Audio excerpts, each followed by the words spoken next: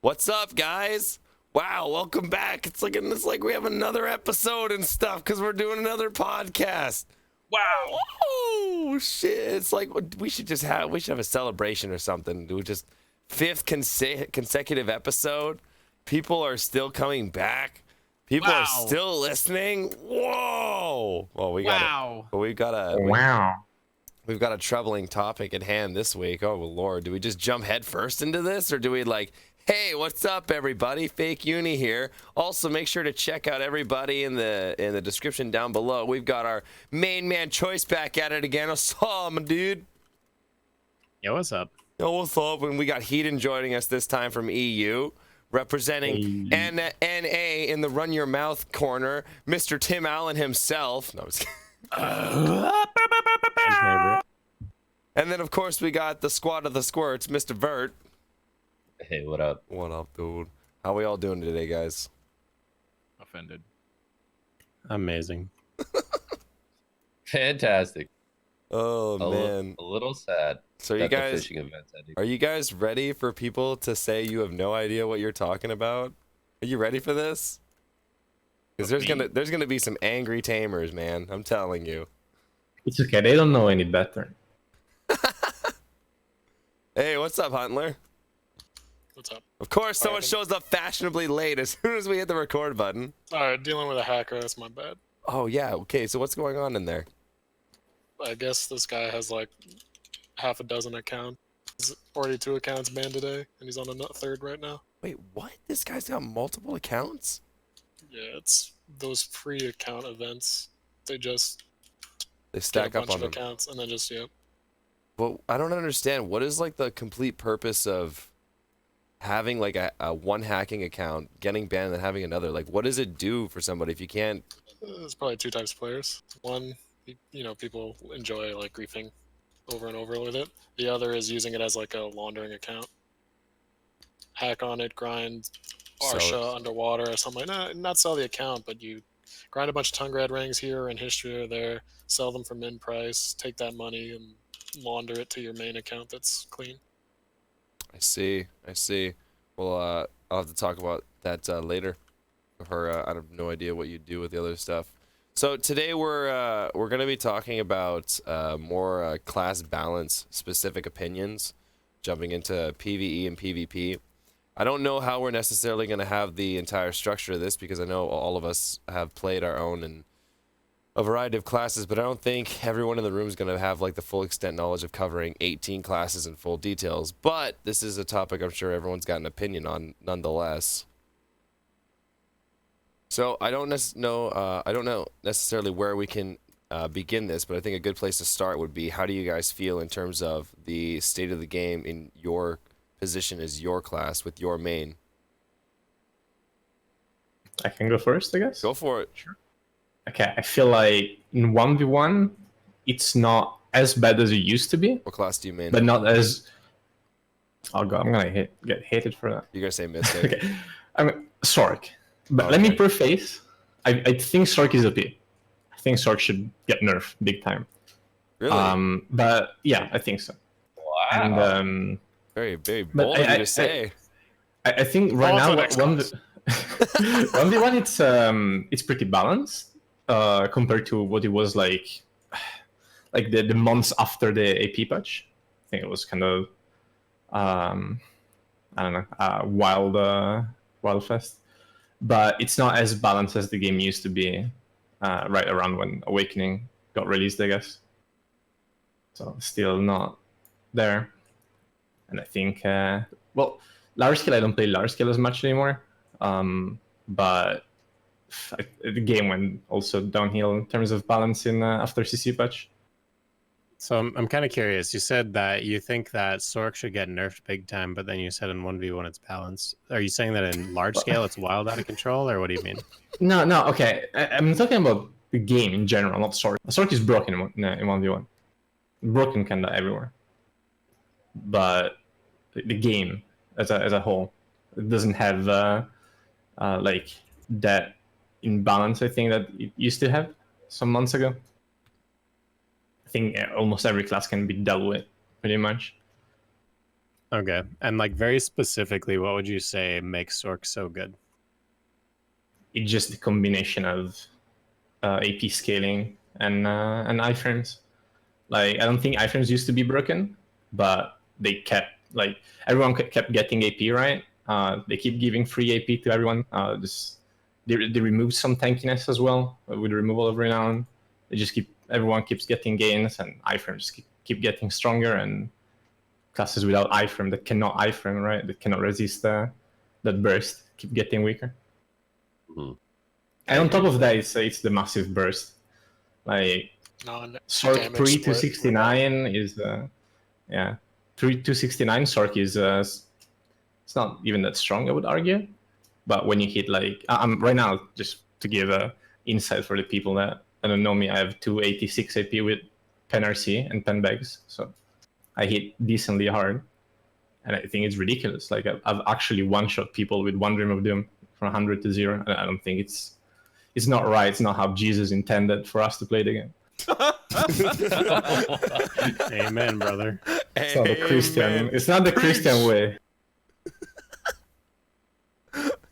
So you say that Sork needs to be nerfed big time, and in your opinion as a Sork main, what are some things that you think that could be tweaked in PvE, PvP wise?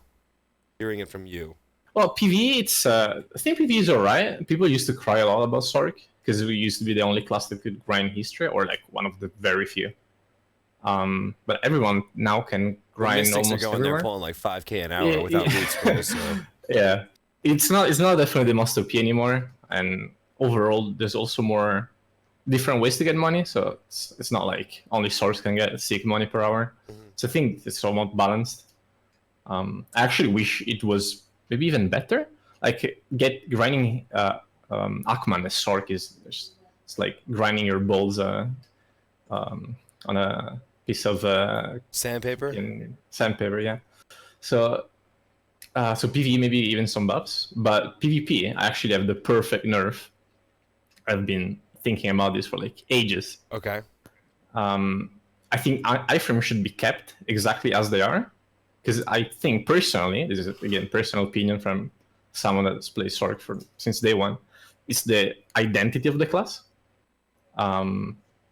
So removing iframes would remove the reason that I think most people play or initially picked up the class before it was cool, right? Mm-hmm.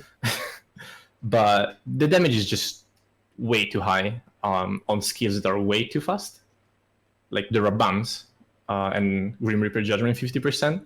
I wouldn't even mind like removing 50% of the damage on all three skills, like all the two Rabams and Judgment remove 50% of the damage, and just move it to other skills that are less used, unsafer, don't have as much, cannot be cancelled as fast, maybe lock you in animation.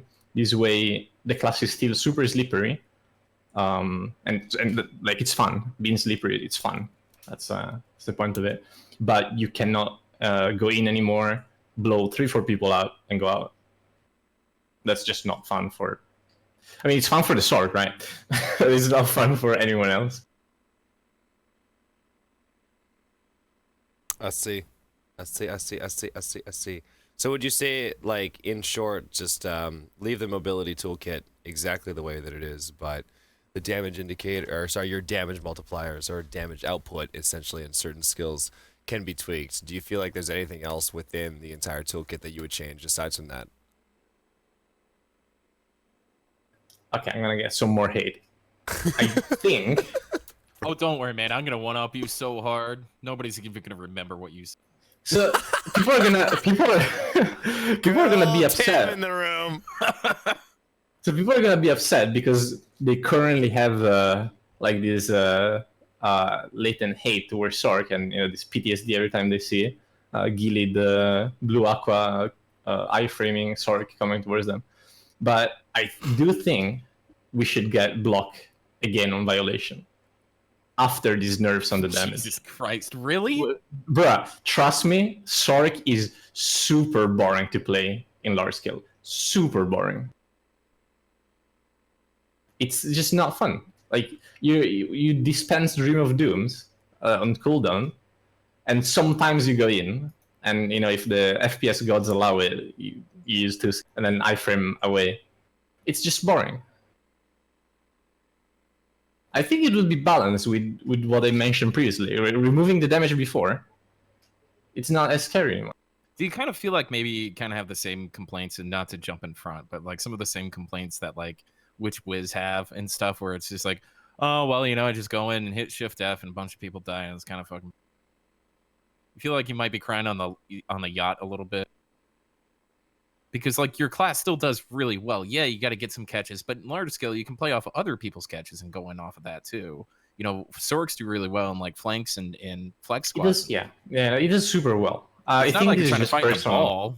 It's personal. It's 100% personal preference, the violation thing. Because back in the good old days, I used to play Evasion Sork before the AP brackets, right? Well, before the post 240 AP brackets, because we always had the pre 240. I used to play with Evasion. I mean, Centaur and Evasion often, and it was, I think, a lot more fun. Like Node Wars and Siege was a lot more fun. But I think that was the game as a whole, like just being able to not being one-shotted. It's not an option, I think, right now. Does Violation have any sort of CC on it in PvP? 2, yes. I guess Okay, remove the. I would be alright with removing the CC, as long as it is frontal block. Because that's the thing. My complaint is not that I want frontal block with Violation. Is that I want to do more than go in, use one skill, and go out. And I think Violation frontal block would solve that. But yeah, because I've always been pretty, especially with Awakenings, I've always been against having a CC on sort of a protected, like any sort of CC on any sort of protected skill. I feel like that's sort of the place in the game that we came from, where everybody was super protected and it was all about just trading damage and super armors because nobody could CC each other. And so I definitely think that, especially for Awakening, there should never be like a CC on a protected skill. That's just my opinion on that. Well, how do you feel about saying that? How do you feel about CCs being added to BSRs? Like, for example, like Ninja's Katana Shower doesn't CC normally, but on the 50% it floats. Like, do you think that's okay? I think that's okay for various, like for 50% skills. I think that's okay, but I think that 10% and 25%, those skills can be used so often that it would be pretty strong to have a high damage and protected skill with such low BSR requirements, Mm-hmm. Yeah, that's fair. And the consumption of 50% is like a big decision as well. So like making that critical decision with that much, let's say, currency to spend towards the move itself seems like that doesn't seem to necessarily bother me. But I'm kind of with that on as well. Like just the lower percents, it seems would seem a little bit more absurd. You even think like Witch Wiz, like Voltaic and Cataclysm shouldn't have super armor? What? I mean, that's like a whole different discussion because they're so stationary. Like they have to have it, or else they would just never be able to cast. Yeah, I agree. I was just clarifying. I honestly think that Witch, with the buffs that they recently got to, I think, I can't even remember the name of the thing, but it's where the Witch basically just has a big round AoE that she shoots out from her feet. Yeah, Voltaic, probably that's the one. I think that's the most broken ability in the entire game right now. Yeah, like evasion debuff, super armor, knockdown. Like, what else do you want to put on this ability that can be used immediately after a double TP where you appear out of nowhere? Like, I'm not really, I don't know. I feel like that's just a crazy ability that either shouldn't have a CC or shouldn't have a super armor, but it can have both, Let's save that for the Witch discussion. I think it's fine on Witch. I think it's like the 4th or 5th strongest ability in the game, but I think it's fine, to be honest. What's the cooldown on that ability? Whoa, let's go back to Sork, because there's some stuff we still need to talk about with Sork here. All right, okay. We won't get ahead of ourselves. The thing I just want to throw in, I completely agree with Heedun's points on what makes Sork strong, because if I had to list 2 things, it'd be 1, the longevity with iframe, and 2, just the rebomb scaling damage alone. That's where I would nerf it. Having such a fast, high damage, non-damage splitting ability, it's amazingly good. You can literally be in the midst of 10 people, pop it, and it absolutely shreds them if you have good damage. Yeah. It's amazingly good. And then the other thing is that what makes Sork strong is they're the only class in the game that can engage 1vx with zero fear. Now, I'm sure we can argue this or that about what that zero fear is, but generally speaking, there's no other class in the game can be by themselves, see 10 players in front of them, engage them, and feel fine. And usually take out a few people, if not just buy time and waste their time. And if the whole strength of that is even if they don't come out of their iframes to try to attack, they are always a threat. The strongest Sork doesn't necessarily have to kill people or do anything. A good Sork who just manages their iframes is always that threat in your back lines, and you have to worry and say, if I don't pay attention to this person, he's going to bomb me in the back, I'm going to die. If I do pay attention to this person, I'm just wasting my time. And in this GVG or this node or this siege, that's value by itself. So as long as the Sork knows their role in doing that, they can be very influential. And I get the argument that can be boring, and it can be, I guess, for the Sork. It's also pretty damn strong. I mean, that's also kind of the point too. Like when you say that as well, because knowing your role is also just as important as being a top frag, right? You can help complement someone else's top frag by being that important role that assists in that. That's a huge part in that. I'm all for that and that kind of mentality as well. Sure, and I guess the one thing I disagree with, I would consider nerfing iframes a little bit. Not a lot. I just don't like the idea that they're the only class in the game that can quite literally say, have a completely closed window with absolutely no opportunity to actually capitalize on. Okay. Yeah. Two things. So the first thing is that the reason why Sorks can do 1vx like that is because of the insane amount of autism required to play the class. Autism? Is that what you said? Yes. Guys, Okay. guys, come on. You need to be a bit special, I think, to play Sork, but not in the best way. But I don't think it would be a problem with without the damage. Like a Sork goes in, right, 1v10, and if those people are somewhat disorganized, maybe it catches the focus of a few, they start throwing their cooldowns at it and turn their back. But if the Sork cannot one-shot them, is that really a problem? Like, more than a problem, is that really broken? Is that really OP? I guess it depends how much you would nerf the damage. Like, is it a one-shot? Everyone's got different definitions of one-shots for some reason. Some people consider it one combo. Some people consider it one ability. No. Like, I mean, like for example, right now, on someone that has like 320 DP, I could probably, I guess, double Rabam, sure. double Rabam TBS on super armor, like not CC. I could probably kill on an older.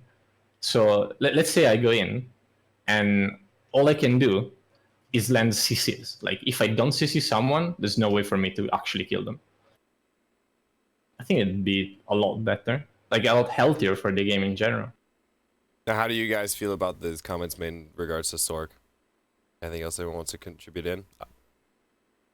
I personally feel like I would rather have the protection of the class nerfed rather than the damage, because the core of Sork to me is being an assassin class.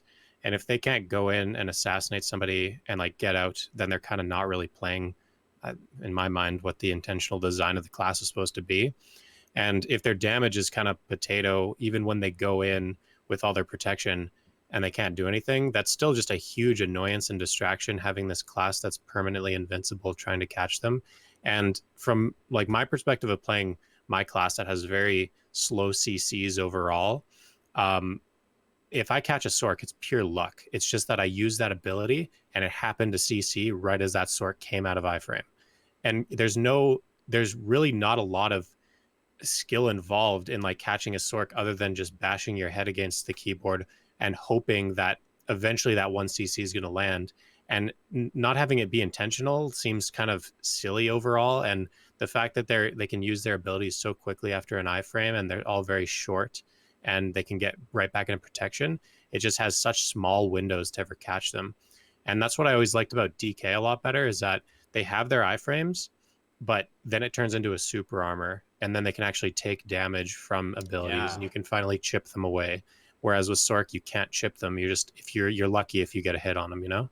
I sincerely agree with that. When I was doing a ton of 1v1s on Striker and stuff and doing all the King of the Hills, I felt the same way where like I'd linger out these super armors and stuff to try to catch them, and it was luck. And now that I'm like a slow ass wizard, right, it's even more luck. And then if the servers are not operating at peak proficiency, then that plays into the Sork's hands too, right? So you've got this laggy, ghillie wearing, iframe bouncing all over the place that goes right into frontal guards and super armors, and trying to catch one, especially one that's has half a brain, is exactly luck. Exactly luck.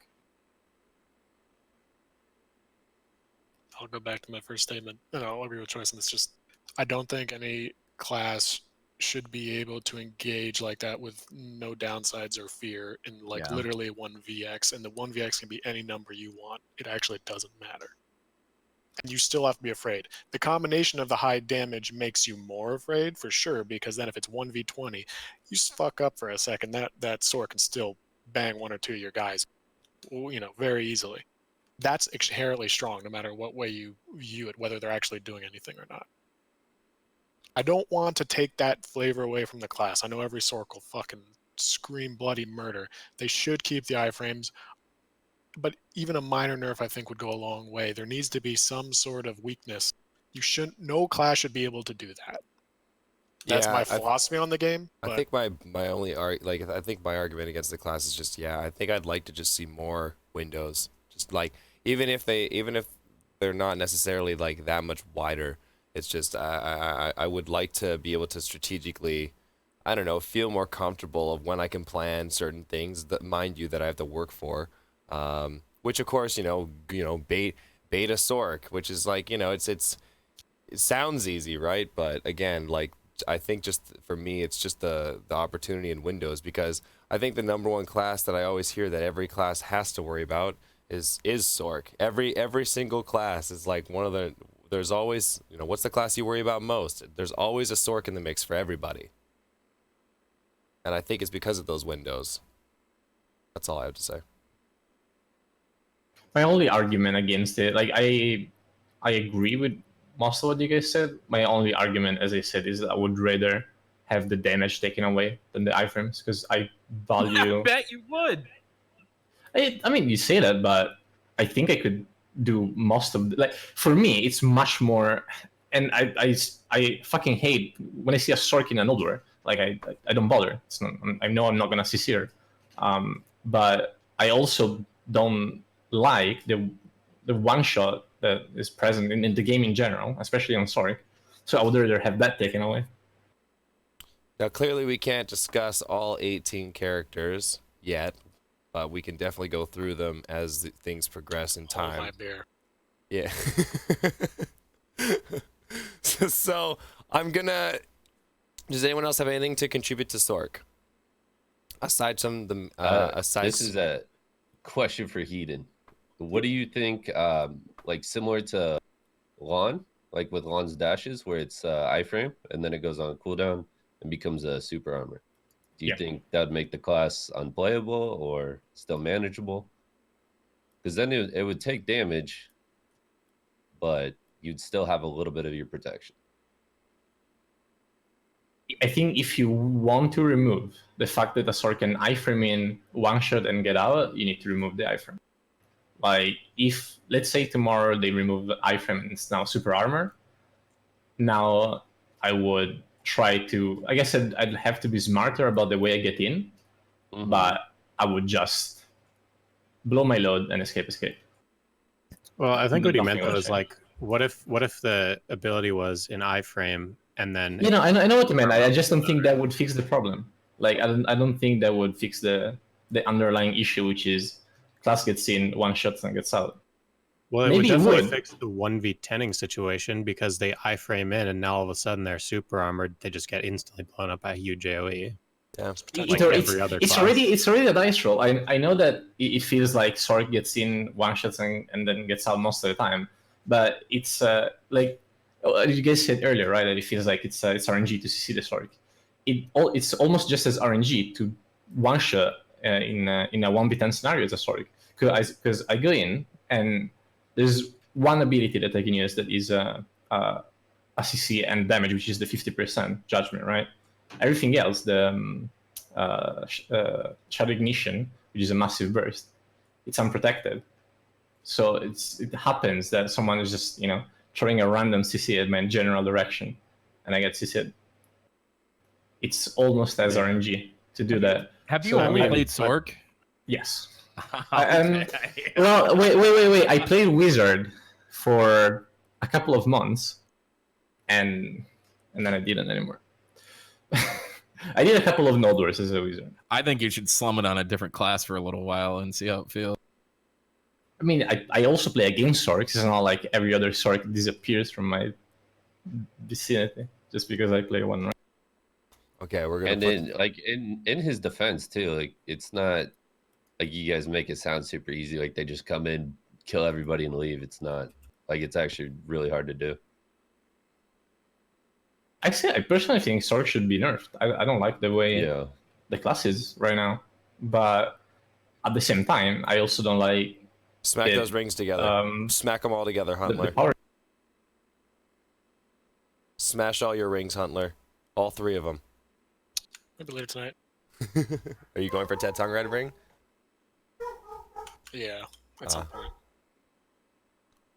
So, let's move forward from the Sork topic. I think it'd be kind of interesting to move into the Zerk topic, since it's since it's just a unique territory. Honestly, in my opinion, it doesn't sound like you guys have a whole lot of things to necessarily deal with in terms of mobility iframes in your toolkit, which is completely different. Mobility and mouse movement seems to be more of a favored flavor for the class. Choice, do you want to take this over? Yeah, sure. So, I mean, talking about Zerker, I think the biggest point of contention in the entire class is Q buff, and I do think Q buff is too strong. Q buff And I don't is think the damage stupid. on Q buff. I'm done. Sorry. Right. So, like, for those of you that may not know what Q buff is, I'm sure a lot of you do, but basically, every 3 minutes, Zerker can pop their Q buff, or some classes, it's their E buff. It's their 3-minute cooldown ability that lasts 30 seconds. The animations on our abilities no longer need charge time. And so, one of those things is our Flame Buster that does quite a lot of damage from range. But I think what's the most concerning thing is not necessarily the damage, because you do need really high AP for it to actually be effective. And I can't kill somebody from range that has decent amount of pen armors, even at 305 AP. I still need to run in to finish that off with an Ancient Wave or whatever abilities, whatever. The problem is it's got down smashes on it. Yeah. And down smashing, as in general, I don't like down smashes, how they're an RNG CC that have like a 30% chance that go against the CC limit of which is supposed to be 2, or a 1 and then a stiffen and then another one. I don't like that down smashes bypass that. And what Q buff causes is just big AoE damage that now is just making people flop on the floor like fish and they can't get up. And I do think that in order to combat that, I would rather see the down smash removed more than the damage. And I would also like to see the cooldown of the knockdown itself. So every 12 or 14 seconds, I don't know exactly, it has a knockdown, which means that you can do it twice per Q buff. I would rather see the knockdown be like every 7 seconds. Maybe you get it off 3 or 4 times in a Q buff instead of every single shot with a down smash. And I think that would really help in making people that are already on the ground either reach their CC limit and stand up, or people that are not on the ground still able to get CC'd if they're caught unprotected. And so, like, other than that particular nerf, I feel like we're also really lacking, that's really the only nerf I feel like we need. Other than that, I kind of feel we're kind of weak, even when it comes to 1v1 and when it comes to large scale overall. And I don't know if that's like a hot topic or not, but I'll let you guys comment on Q buff now before we go any further. I think that's great, right? So is it's Flame Buster, right? Is that the name of the move for Q buff that y'all? Yeah. Is that frontal guard? Yeah, no, it's no protection at all. Oh, it's no protection. So if you Q buff, I can knock you down while you're doing that. It's really hard. You can try. Right. Well, I'm just asking, like, because I've never done it. I was asking if it was possible. If he's facing you, no ability is gonna get out faster than it. Like, Meteor. if you're like behind him or something and he's not looking at you and shooting you, you got a chance. Right, but Q buffing Zerkers are always positioned correctly and, doing all that kind of stuff. I've never knocked one down. That's why I had to ask. So I think that's really interesting because the down smash thing is really oppressive, right? Especially with somebody with 300 AP and all that kind of stuff. I think that's an excellent way to adjust that. But also, I think it's ridiculous that you don't think your ult is overpowered. Well, I haven't really talked about alt yet. Well, you said that was the only thing you felt needed a nerf. I just wanted to respond to that real quick because your ult. Hold the phone. Let him finish, boy. Put your teeth back for a second. You can bite in a moment. I think there should be like on the down smash thing. I don't think there should be ranged down smashes. I think that's. I like the idea of down smash because I think it makes 1v1 more skillful. Like down smashes is what make you win duels versus people with more gear than you. But it should be melee. It should be something that you need to get in and actually risk your life to do, not just range spam. Yeah. So Have you heard of Ranger? Have you heard of Archer? I don't know. I usually one-shot rangers, so I don't see many of them. Let me jump in with that then on the down smash subject. I actually would leave your Q buff exactly the way it is, Choice, and the way I would balance is I change how down smash works. And before Heedun, you get upset about that. When down smash, popcorning should not be a thing. It's the dumbest thing still in the game, probably arguably one of the dumbest things in the game. Down smash's intent, I think most people would agree, is a CC to help you extend combos.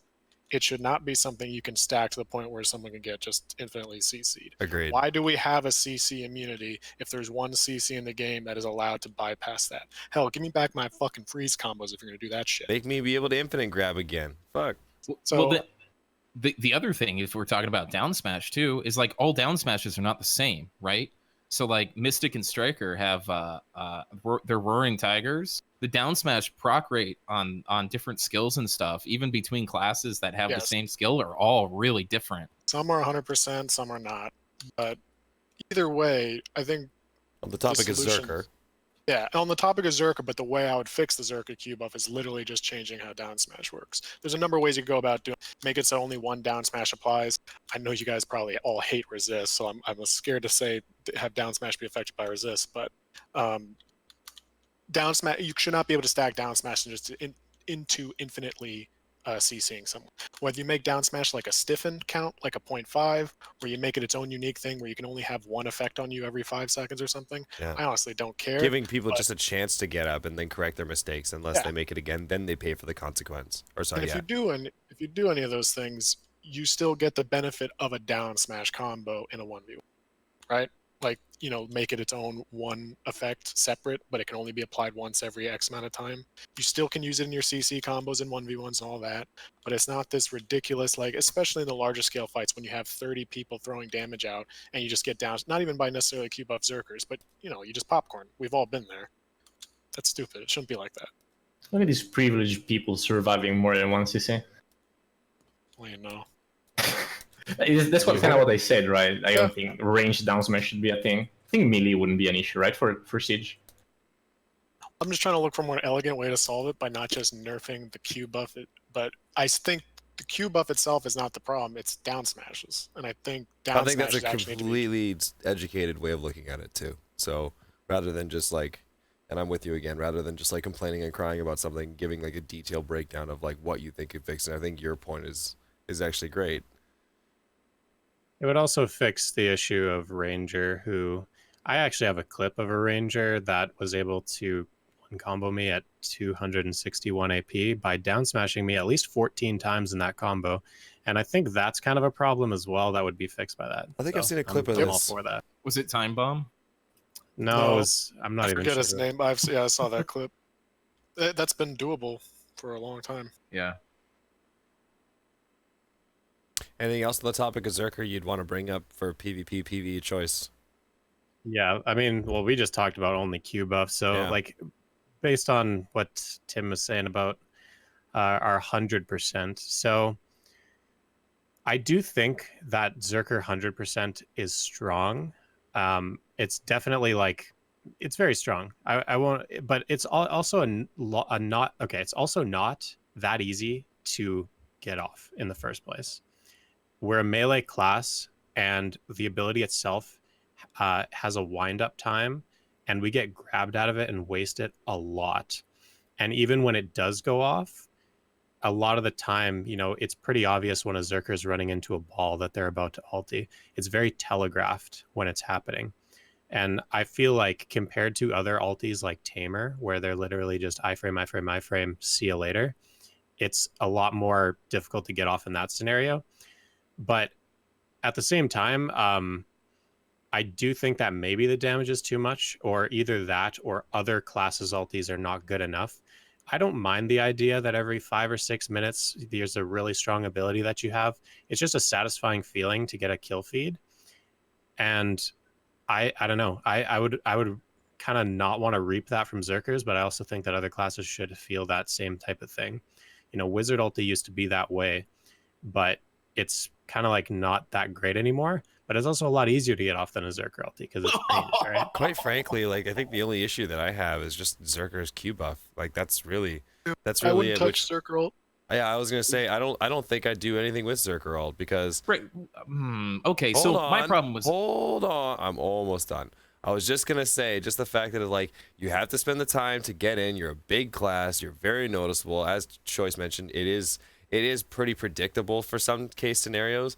If you kind of fuck up with mouse movement, you're doing one AoE. That AoE is not necessarily that big. If you do mouse movement, yes, you can increase that AoE by a certain amount, which is directional based, and like that's kind of it. Like it has to be a pretty damn good placed Zerker ult for it to work effectively as well. Yeah, you can use it in some cases in like the 1v1s and whatnot, but even then, it's like with in a 1v1, it becomes even more easily readable with less going on. So for me, like, I don't know. Whenever I get Zerk ult, I'm not really too bothered by it. In most cases, it's like that was a good placement of it, and for me, like I can appreciate that. I'm done. What degenerate uses Zerk ult in 1v1? Yeah, nobody. Who are you fighting? Yeah, nobody does that. So But I'm on you like with the Zerker ult thing. I don't think it's an issue. Maybe it was an issue like when they buffed it because people didn't really expect it maybe. But now it's probably people think it's too good maybe just because of the montages in one of the 1 out of 10 times where it actually works. The other 9 times is just a berserker running in and getting grabbed. You could argue that, non-damage split and then plus the damage is why it's so good and it's better than other ults because some other ults don't scale as well. But I like being able to Zerg bust. So I think it's fine, to be honest. There's other ults just like it. Val can be used just as effectively by a good Valk. Tamer can be used just as effectively. Honestly, at least in small scale, people are starting to use Fearsome Tyrant a bit more. It's actually quite good. Yeah, as a team play, good Zerks are doing that. Yeah. I just hate one-shot things. I really hate things that are true one-shot, and I think Zerker has the highest scaling ult, right? Where it's just like the beef. you don't even see what's Tamer, going man. on. Yeah, I know. I'm mad at Tamer. You have to look out for Tamer and Zerker ults, right? And so Tamer has less of a setup. I agree with that, but I mean, setting up an ult and knowing that you're going to kill, taking the time to go, okay, I'm going to make sure that this ult gets off, or it's not even every 5 to 6 minutes. One of the meta things right now is feeding Zerker's ults because you can just wipe out 6 people or more. If you're smart, know how to play your class, know how to position, and you're used to the Node War zone or wherever you are. And so I really, really, especially in a game like this, true one shot, not debatably one shot, a true one shot thing like a Zerker ult, that has this good AoE and runs through, and you die. When I get hit by a Zerker ult, I die with 3/4 of a wound bar. Like I've got 800 max HP. I just get fucking annihilated. And so the one shot thing really bothers me at the core. And so I have the same problem with Tamer ults, and then Kuno's unawakened ults is really tough to deal with too. But those are kind of like the Zerker ult is my number 1, and Tamer's number 1 and 2, and then Kuno's right along there with it. So just something like general, maybe something you might be interested in. I actually survive Zerker ults up to 285 AP, and that's just based on like getting a lot of DP. And so the scaling on it, I feel like is good, but it's also really good when you're fighting players that haven't got a lot of pen armors yet. And so we have to kind of discuss, if you don't like one shots up to what point, right? Because if we're not one-shotting a soft cap player, we're not doing anything to me. So there needs to be like a little bit of a balanced discussion in that regard too, you know? How would you Are you feel? saying just get more DP forehead? Well, I guess. yeah, I was gonna say like I- how would you feel like it fares against Tamer alt at 285? Have you done that kind of research as well? I'm just curious since it's just the topic at hand. Tamer alt can kill me at like 269, so it's like pretty crazy. Interesting. I wasn't gonna nitpick, but Tamer alt does scale better Interesting. than I Giant alt. never knew that. Because I I can think- survive some Giant alts, but like the first tick of a Tamer alt is literally all your. I think Tamerol is like out of control, but I think Zerker's fine. I think it's cool to have like even if they are feeding BSR to all these Zerkers, I think it's fine to kind of have that strategy and set it up because, like Choice said, it's not like okay, he has 100%. It's not guaranteed every time, right? To kill everybody, right? Yeah, you're gonna get grabbed sometimes. You're gonna fuck up your click to move. I've never done that, but Not only that, but there's actually 0 disengage other than your V. It's 0 Yeah. disengage. You're gonna die after that alt. It's a kamikaze unless you have your V. But like in terms of Tamer, I mean that's a whole different. That shit's just insane. So to compare those two, I think is a little ridiculous, but I think Zerker ult is fun, in my opinion. I don't think you can compare Tamer ult with anything else, right? So we Yeah. talked about Q buff. We've talked about the alt. There's still other things that are within the class that I think we might be able Choice to is pick done. at. There's one thing I would add about Giants that's unrelated to those two subjects. Yeah, I'm not quite done. There's just one last thing that I really want to like. Here's what I would love. I think that there are certain abilities on Zerker that are just unusable. Like for example, our Titan Blow, the ability that we use our shoulder or our elbow and we hit 3 times, and it has a CC on all 3 hits. It's really, really slow, completely unprotected, and actually 0 people use it unless they accidentally use it. I would rather that have no CC and a super armor to give us a little bit of a damage rotation when we're in the middle of a ball, because I think that Zerker's super armor rotation is just dog shit. I was gonna Like, say it seems like we dog don't shit. any damage when we're in a super armor, and if we do, the abilities are so long that in this one-shot meta, you're just going to die before you even get the last hit of your devastation off, which is like the best ability that we have for a single hit amount of damage in a super armor. I would love to see something to maybe reduce some of the remove some of the CC on some skills, but give us damage back. And I think that like Flamebuster, or not Flamebuster, but Slugfest, where we like shoot in front of us, that ability is majorly okay, but our devastation, I feel like the damage is really terrible, and I really, really am passionate about Titan Blow being a full super armor and having no CC. That would fix so many things about the class.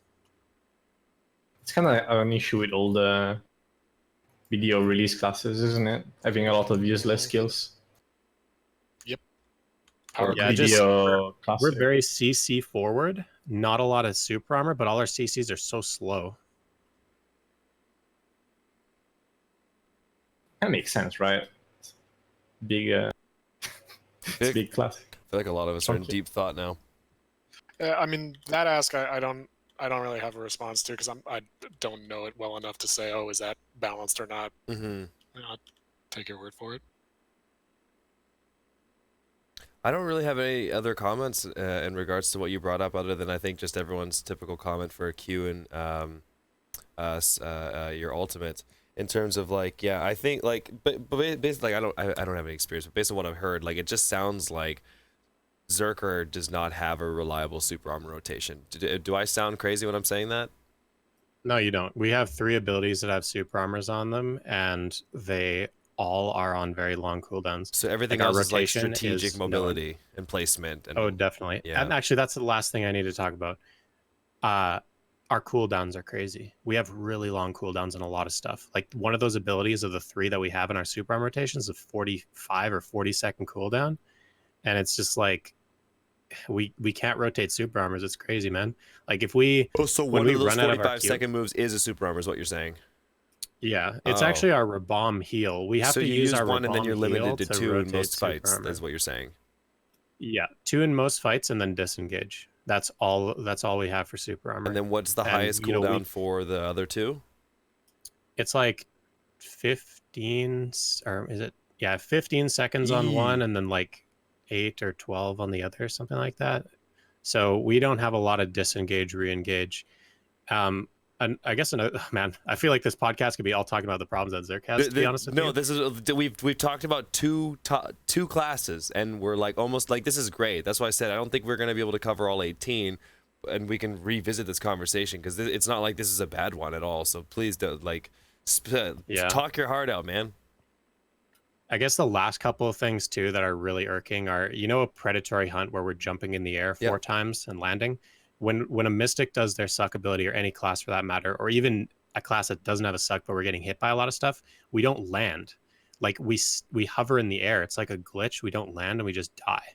And it's super annoying to use that ability because it's a super armor that would be great in a ball, but you can't use it because you just get stuck in the air. You just don't land and you just die. So is the odd like counter just like vacuum, go in, then grab because you're not landing? Well, yeah, like essentially, if you saw a video of it, it would look ridiculous. Okay. And another crazy thing is our lava piercer. If we're getting hit while we're lava piercing, it actually stops us from moving forward. We like lag behind. So if we're getting hit by a lot of stuff, our lava piercer doesn't travel as far because we're just getting hit by like an aqua gel. And it's super silly on something that's supposed to be like a runaway disengage thing. That's a thing for a lot of movement abilities in this game for some reason. If you're getting hit every by single movement ability. Teleport, you teleport 3 inches and you're not slowed. I think the same thing happens with like chase. Yeah. Hey, Choice, did you play another class before Zerker? Actually, no. I played Zerker right from the start, and the only other classes I have leveled up are just because of Shy Event or because of making a boss alt. Nothing I've ever played to 60. Everything's 56. Interesting. Trying to imply something there, Tim? No. I'm just fucking with you. I mean, so yes, a little bit, right? Whoa, there it is. You knew it. No, I am trying to imply something because I've mained 3-4 different classes over the 3.5 years of playing this, and I think it gives you an interesting perspective where you have these, and I'm not trying to be toxic. I'm just trying to compare and see where people come from and what you've played or haven't played and stuff, because the grass is always greener on the other side, and you can look at your classes and go, wow, this class would be perfect if. But like every single class in this game, I know Vert, you've played quite a few different classes where they've all got these. You're just kind of picking your poison, right?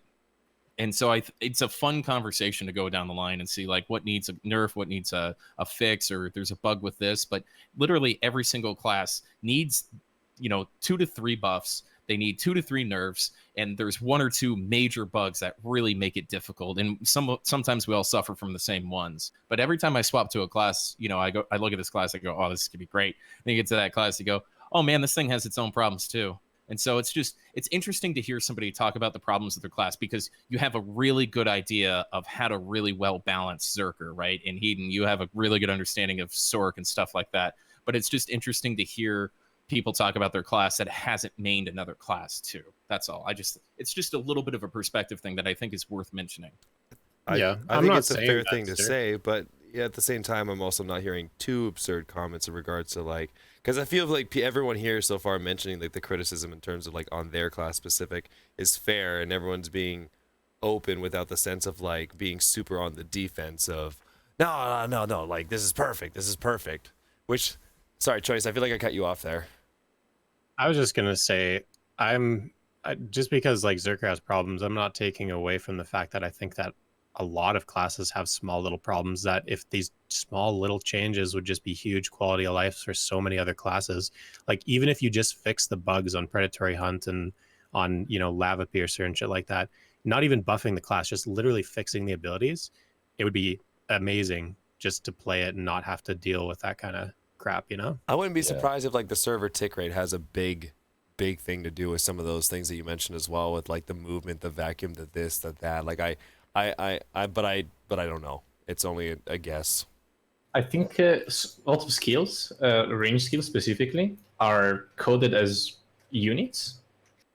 So, for example, if I use Engulfing Shadow, the movement ability, on, let's say, an Aqua Gel, at the center of the Aqua Gel, since it has a flow, and the flow, I think, is counted as a pet, my skill will will stop in the middle of it, because it's like, okay, the game sees, okay, you're hitting a pet now, you're not going to move forward, you're not going through a skill, you're hitting a solid object.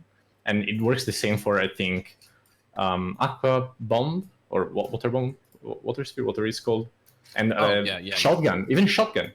Like, not sure many people had that, like their movement ability has been slowed down by shotgun because it counts as a unit. Yeah, in tick rate and server lag and all that affects all of us. I think it affects Striker one of the worst, honestly, out of the classes I've played. I think it affects, the threading of super armors and stuff to Striker the most. So, I mean, we all deal with that. That's kind of a universal issue. I think it's interesting. I just wanted to bring it up. All good. Yeah, All I good. want to go back to this because Choice talked about it a little bit, and I think it's a major problem with almost every class in the game right now. Is I feel like skills are just like, there's only a couple skills on every class that's just so much better than every other skill, and then you have just this list of skills that aren't used hardly ever. For example, with Titan Blow. And I mean, I played a lot of Zerker before the change or before the massive CC changes, and just a little bit after, but just having more spread out damage or protection on Zerker, I think would be amazing, because right now it's leap. I also like the idea of like variety of fighting styles, right? Like not necessarily giving a class like a disgusting amount of super armor rotations and protective skills, but having like a variety of different things that can lead to like different fighting styles and combos, not just like the meta following combo of the class. But then again, that's also me asking for too much.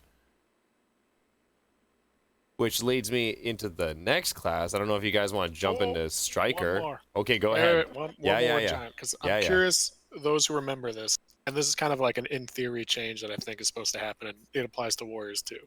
For any of you who played at the beginning of the game, you'll remember that at one point, Warrior and Giant did not have resist grab penetration passes. And for a very long time on Korea, they didn't. Korea was out for much longer before we even got the game, and they didn't even add those until after our game was out. They said why they added the resist grab penetration passives to Giant and Warrior back then. They literally said in the patch notes. Very rarely did they ever do that. The reason they did it is because of the way the game was designed around CCs back then. That they said grabs were being unfairly punished by resist because grabs could only be applied technically. You only had a chance to apply the grab once. So if someone was running, let's say, 60 grab resist after grab pen, you would have only a 40% chance of your grab landing. But then a knockdown ability of, let's say, Meteor, which maybe hits like 10 times or something like that, you had 10 chances to knock them down. And that was unfair. And I completely agree with it back then. What I want to point out is that's changed. Every CC these days now acts like a grab, except for a couple of very unique cases of abilities that are technically counted as multiple attacks. With that logic, I actually think those passives should go away. Because at this point, like, this is a longer conversation about resists and grabs and things like that, but grabs don't have, at least good grabs, don't have really a counter, and there's very little risk to doing them on the right grabs. There's some grabs that no super armor and are hard to land and things like that, but why are those passes still in the game if the reason they were there was because it was unfair to grabs because they only got applied once? That's just kind of a question I'm throwing out there. I think Warrior has to keep theirs 100%. I think Warrior without grab penetration is a weird class, especially in 1v1s. You don't see a bunch of Warriors grabbing in large scale, but I think Warrior should keep it forever.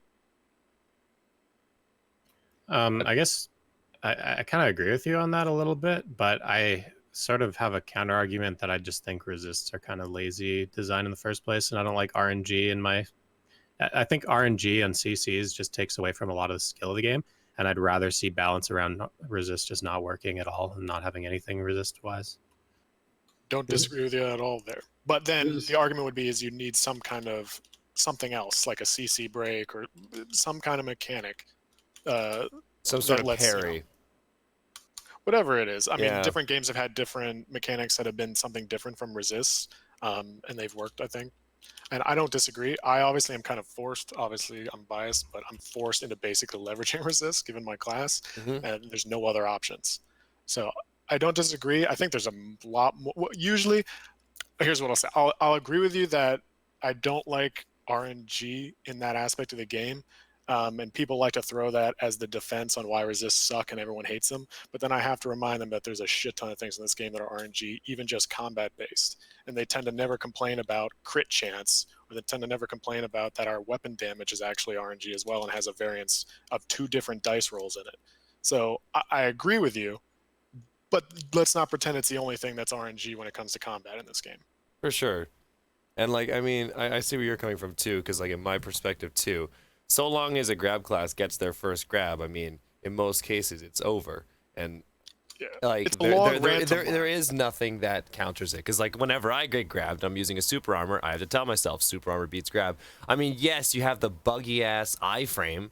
You know, just iframe out of the grab. But that's, I don't see that as a reliable mechanic. I don't even know if that's like the game working as intended when it gets to those points and you get those weird buggy breaks and stuff like that. So, I mean, I'm not necessarily opposed to that, even if it's like a small window of even like, let's just say for example like a mini game of something, like, you know, the horse game is like a great example of like having a short, but like let's just say a super. Could you imagine? No, but I'm saying like a super, like, you know, the game Dead by Daylight, how like when you repair the generators, you've got like a thing that you got to hit at a certain, like what if it was like a super tiny, super quick, fucking damn near impossible window, but like that, a chance like that was there. You know what I mean? And this, I'm not saying necessarily that would be it, but like I'm also optimistic of the, like, yeah, like what would be the counter to grab? Because it's like rock paper scissors. You know what I mean? Something's got to beat rock, something's got to be paper, something's got to be scissors. But what the fuck beats the laser sword? It's positioning, right? I mean, which wizard have a tough time with it? But like, as a striker, you know, fighting a ninja was one of my favorite matches in one, because we both had the threat of the grab, and we both had to bait each other's, you know, different abilities out. And then we knew when we were going to get grabbed because we fucked up or our positioning was wrong. When you know you're fighting a grab class, it's positioning is the only counter to it. And maybe that's not enough, and that's fine for a conversation. But to answer that actual question, the counter to grabs is positioning. I think it's a great argument. Okay. My counter to that argument is that's all fine and dandy when both classes have a grab. Disagree. The second, you keep them at arm's length, man. That's it. That's what you okay, have to do it, right?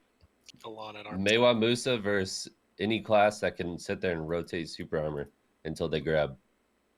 What are you doing against them?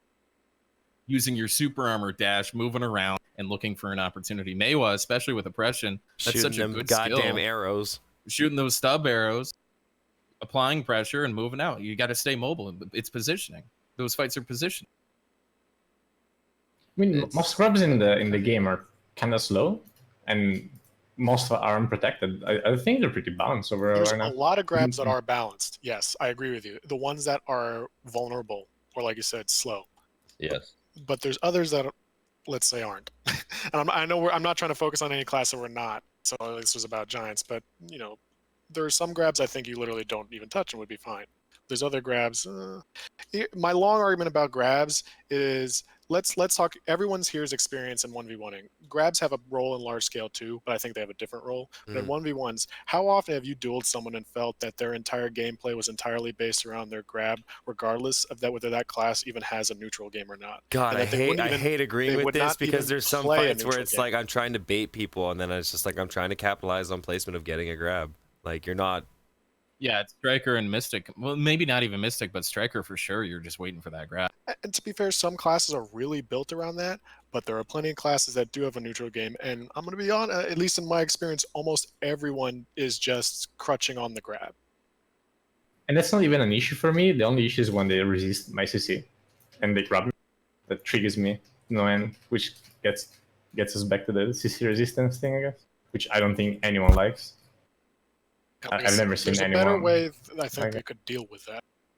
Resists are just. I don't like the follow-up resists. You know what I mean? Like you get the initial. I'm fine with the initial CC being resisted, but it's like when you're on the ground and your follow-up CCs don't follow through, right? And I think their answer for that is down smashes, which is really dog. But like you're going through a combo, you get CC resisted, and you're doing something unprotected or whatever the case is, and they get up and kill you. That's not fun because you're a combo. This is kind of a combo focused game, and then the follow-up CC is resisted. I wish that when somebody was on the ground, in a 1v1 focus thing, and maybe I'm just kind of spitballing, right?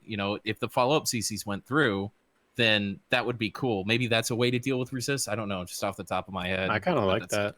I nerf my entire build, Tim. Get the fuck out of here. If you get CC, but I mean, of course, I hate resistances, but if you get CC after your opponent is CC because you resist, it is kind of because of greed. I mean, you have plenty of time to see that you resisted. Anyway, I guess that's over. But I just wanted to bring that up and remind people that once upon a time, grab, resist, passives were put in the game for a specific reason that no longer exists. Just a thing to note. Can we talk about Striker? Yeah, we can talk about Striker. I know you want to start with it, so go ahead. Oh no, man, you're the Ook master. You start with it, dog. I mean, here, I know this is gonna sound fucking weird, but like, I personally, in short, I feel like Striker is actually in the best position that it has been in the game for like quite some time. I really don't know too much. I would honestly, there are small things I would change. I don't know too much that I would change because I think that, in my opinion, they've done a really good job making Striker like balanced as a whole, because in my opinion, it's not a god class, it's not a top tier like a super top tier top fragging most reliable top fragging class, it's not a dog shit class. It used to be one of the worst grinders. We got the buff that we got was a buff that we needed, which was just PvE. They gave us a little bit of changes in PvP in terms of just like, you absolute your Wolf's Fang and it actually has like a better damage output. You consume your Martial Shards, it has a better damage output, which makes it more reliable for, in PvP, which is nice. I think that was needed. The whole entire buff was, in my opinion, completely PvP focused. I do wish that I could lock some transitional skills though, because I'm not a huge fan of like the big gorilla leap or ferocious assault. We can do that from pre-awakening now, and that actually fucks me up because I use one of our forward guards, adamantine, and I know a lot of strikers who don't like using that. I like using a well-placed forward guard. I think it's fucking dope when you intentionally use a forward guard and it's well-placed and it fucking works. I think that's sick. You can instant turn around with it too. It's an excellent skill. So like, and it recovers energy, etc., etc. In terms of PvP and PvE, there's really not much that I think honestly needs to be changed about the class. Yes, we have some pretty damn long super armor rotations. We're a pretty stationary, predictable class. Our animations aren't necessarily fast. We're not necessarily slow. We're kind of in the middle in terms of a lot of stuff, as far as I'm concerned. I think, it kind of sucks using... I really wish there was a mechanic in the game that showed us where our windows are. Like, if I'm using an iframe, I would like to know where the gaps are, because there's times where I use an iframe like our backstep, and then all of a sudden I'm getting caught in the beginning of it. I'm getting caught near the end. Backstep isn't an iframe, dude. Well, it says invincible through use of it. But it's not. Okay. It actually isn't. Okay, then I'm misunderstanding it then. But like, yeah. I'd like, admittedly, like, there are some things that maybe we could tweak on our lingering super armors and whatnot. But again, like, we're such a stationary, predictable class that going up against certain classes, we can become very easily readable if we're using skill rotations that keep us in one position. Since we're a close combat class, we really have to close the gap on some other classes. We do a better job, sure. But like, in terms of PvP, yeah, like, if we get the grab first, and especially like, if a striker has their awakening grab lock, we get our pre-awakening grab first. Yeah, it's pretty much lights out for most case scenarios. Yeah, we can stack on down smashes. I think that is kind of a little ridiculous. So I don't really know what else I would change though with the way the class is built. In terms of large scale, I don't really see strikers as some of the most reliable top fraggers in like this large scale Node War Siege scene. I see us more of like as a way better assistman. We're way better at like we can make great reliable hybrid builds. We can make great reliable damage reduction builds. We can make great reliable evasion builds. I like having the variety within that class. I don't know if some people think that's unfair or fair. As a striker, that appeals to me. I don't know. These are just my opinions. And in terms of PvE, I think we're right where we need to be now, because I'm firmly agreed that I think every class should be a good grinder. We shouldn't have to compare ourselves to other classes and feel the need to make another class to be able to enjoy the ones that we main. So the fact that we got brought up in the PvE, and the fact that, like, I think Mystic does a better job at Hystria, I think Striker does a better job at Akhman. I also like having, like, in my opinion, having, like, that more role specific kind of details of what to do in PvE, but also knowing that if I go to history, like I can still be a good grinder there as well. I mean, that's kind of, and like the only thing that I would kind of change on Striker, the falling animation. On fucking flat ground, we can give ourselves a self-falling animation, and it's so inconsistent though. That's what I fucking hate. It's so inconsistent. So I don't know if that comes down to server issues, like if it's the tick rate, where like maybe at like of all things RNG, like I happen to be at the highest point in one of my moves, and then the server gets the information back of where I'm actually located, and then all of a sudden it goes, oh, you should be falling here, so then I fall. So it's like, you know, we have this self-given our self-given CC that can happen, but it's inconsistent. And I don't know what changed that. There was an update that happened a long time ago where I feel like the mechanics of jumping and like the distance you are away from the ground changed. I feel like, I don't know the proper terminology, but I feel like something in there changed. And ever since that update, we've never been able to like jump across things that seem very obvious. And I know witches and wizards with their teleports and other classes with like mobility moves kind of like know what I'm getting at as well with like self-falling animations. But Striker itself, again, in our like skill rotation, we can like CC ourselves, but it's not consistent. We do have a couple moves. What ability does that? Twisted Collision. Twisted Collision, yeah. Twisted Collision and sometimes Nimbus Strike. Yeah, so Vert, do you get if you dash off of a small cliff or something like that, you know, just small terrain, does Meiwa get that self-stop? Yeah. So that's a big problem. Like warriors complain about it a lot, and then I guess almost anybody's dash, right? So my list of complaints with Striker that really made me leave it was the inconsistencies between chaining super armor. So like I feel like a really good combination for Striker should be Twisted Collision, which we just talked about, the uppercut, right? Yep. Which is a frontal guard, which is fine if somebody catches you from behind, which happens, you're bad positions, you're punished. Great. So you start with Twisted Collision, and then you want to go into Nimbus Strike, which is hitting F, and you do that kind of angled kick thing. Yep. But it's not that it needs a lingering super armor, but the end of the animation of Nimbus Strike is not protected at all. So the entire skill is not super armor. You will get knocked out of Nimbus Striking into a group of people so quickly. So if you want to do Twisted Collision, Frontal Guard, into Nimbus Strike, which is supposed to be super armor, into dropping the super armor with a knockdown, mind you, into dropping the leg, which is a down attack super armor, non-CC, with our flow, which is the best Striker move, right? You can't do it with Nimbus Strike. So then you start thinking, all right, well, let's do the Q into the left click or the right click, whatever those things are called, where it's like super armor to iframe into super armor back into that. Then you start running into exactly what you brought up, Fake, where you get this, even on Balanos Territory Wars, where it's super flat. You get this just stupid falling animation. You get this really good route. You're like, oh man, this is going to be a clip, right? And you cube up into the air, and then it just, you fall in front of 10 people like an asshole and die like a bitch. It's so frustrating. So yeah, I get where you're coming from. You know, I can live with it. I'm not gonna sit here and preach that we need more super armors, etc. Because I don't necessarily think that we do. I totally get that frustration. My only beef is the self-falling animation. Because like, again, in short, I really think that like the Striker toolkit, without those little minor issues, I actually think it's like I think it's a tremendously well set up toolkit. I'm not gonna use the word balance because I know it's gonna fucking trigger some people, but I think it's a very well built toolkit so long as everything works as intended, which it feels like there are inconsistencies where it doesn't. And then I'm a person who likes to make sense of what I'm doing, and there's sometimes things that just happen in our toolkit that it's like, okay, this doesn't make sense, I can't make sense of it, I can't make sense of it because I think there's something deeper beyond that. I do think there's a couple moves that we don't use that I think would be interesting if they applied different things we could. Like we have Sweeping Kick.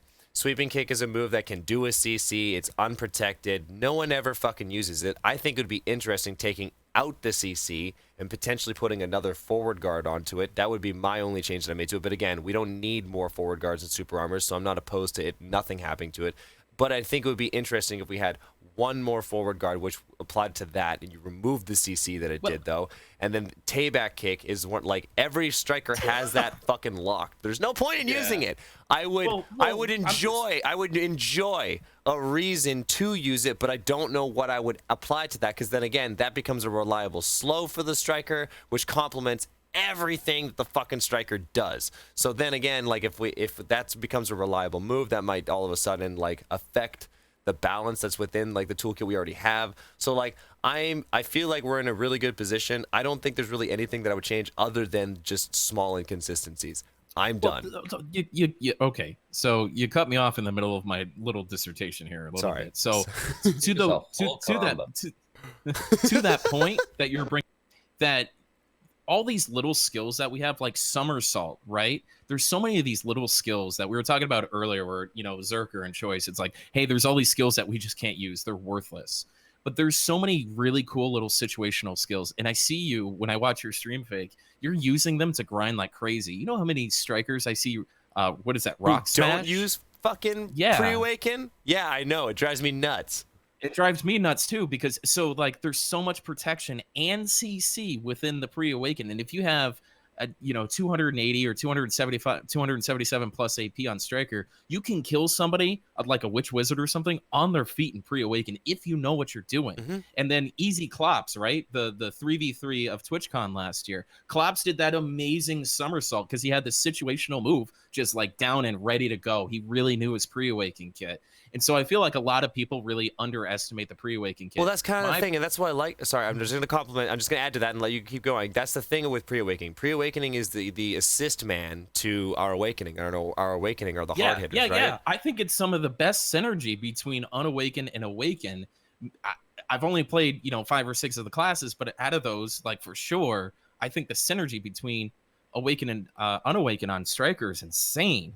And I think it was really well thought out. My problem is those little inconsistencies that you're kind of upset about really make it hard to engage safely. Bro, how annoying is it when you're doing a super armor rotation and you just fall?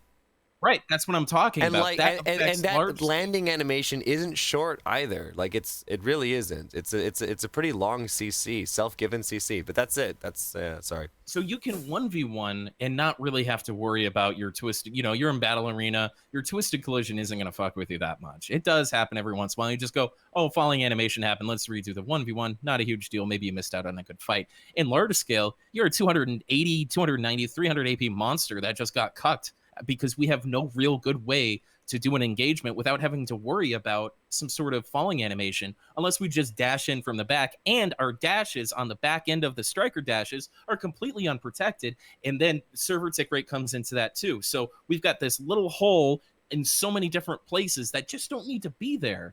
I just want to take the falling animation out, and like in the guiltiest way, if we had full super armor through all of Nimbus Strike, it would just make the class so much more playable in large scale. I think it's a phenomenal 1v1 in grinding class. CC on it? What? Yeah, it does.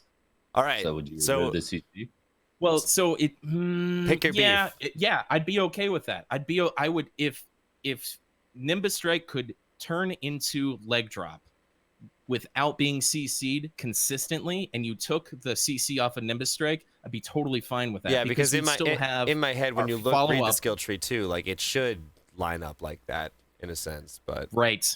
That's again why I say I wish I could see windows of where these gaps are. All right, and we should still hold on.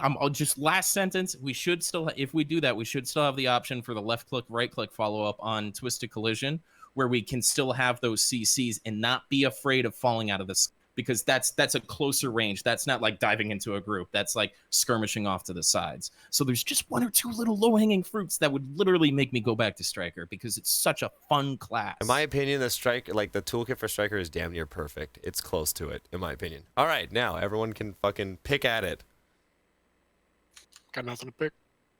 Wow, I honestly, you guys talked about everything, and you basically talked about the fact that Striker is pretty balanced. It has like 1 or 2 things that need changing, but I agree. Like I think Striker's in a really decent spot. Maybe tiny buff to large scale, but your PvE is great now. Low key great. Yeah. To what it used to. And Just 1v1 still been strong. So. If you fix those little holes, it would be so much better in large scale. That's it. Just make it work the way it's supposed to, and it's a large scale monster. Okay, so there we go. Talk about Witch Wiz now, maybe? Let's talk about Witch Wiz. Hold on, one thing for Striker.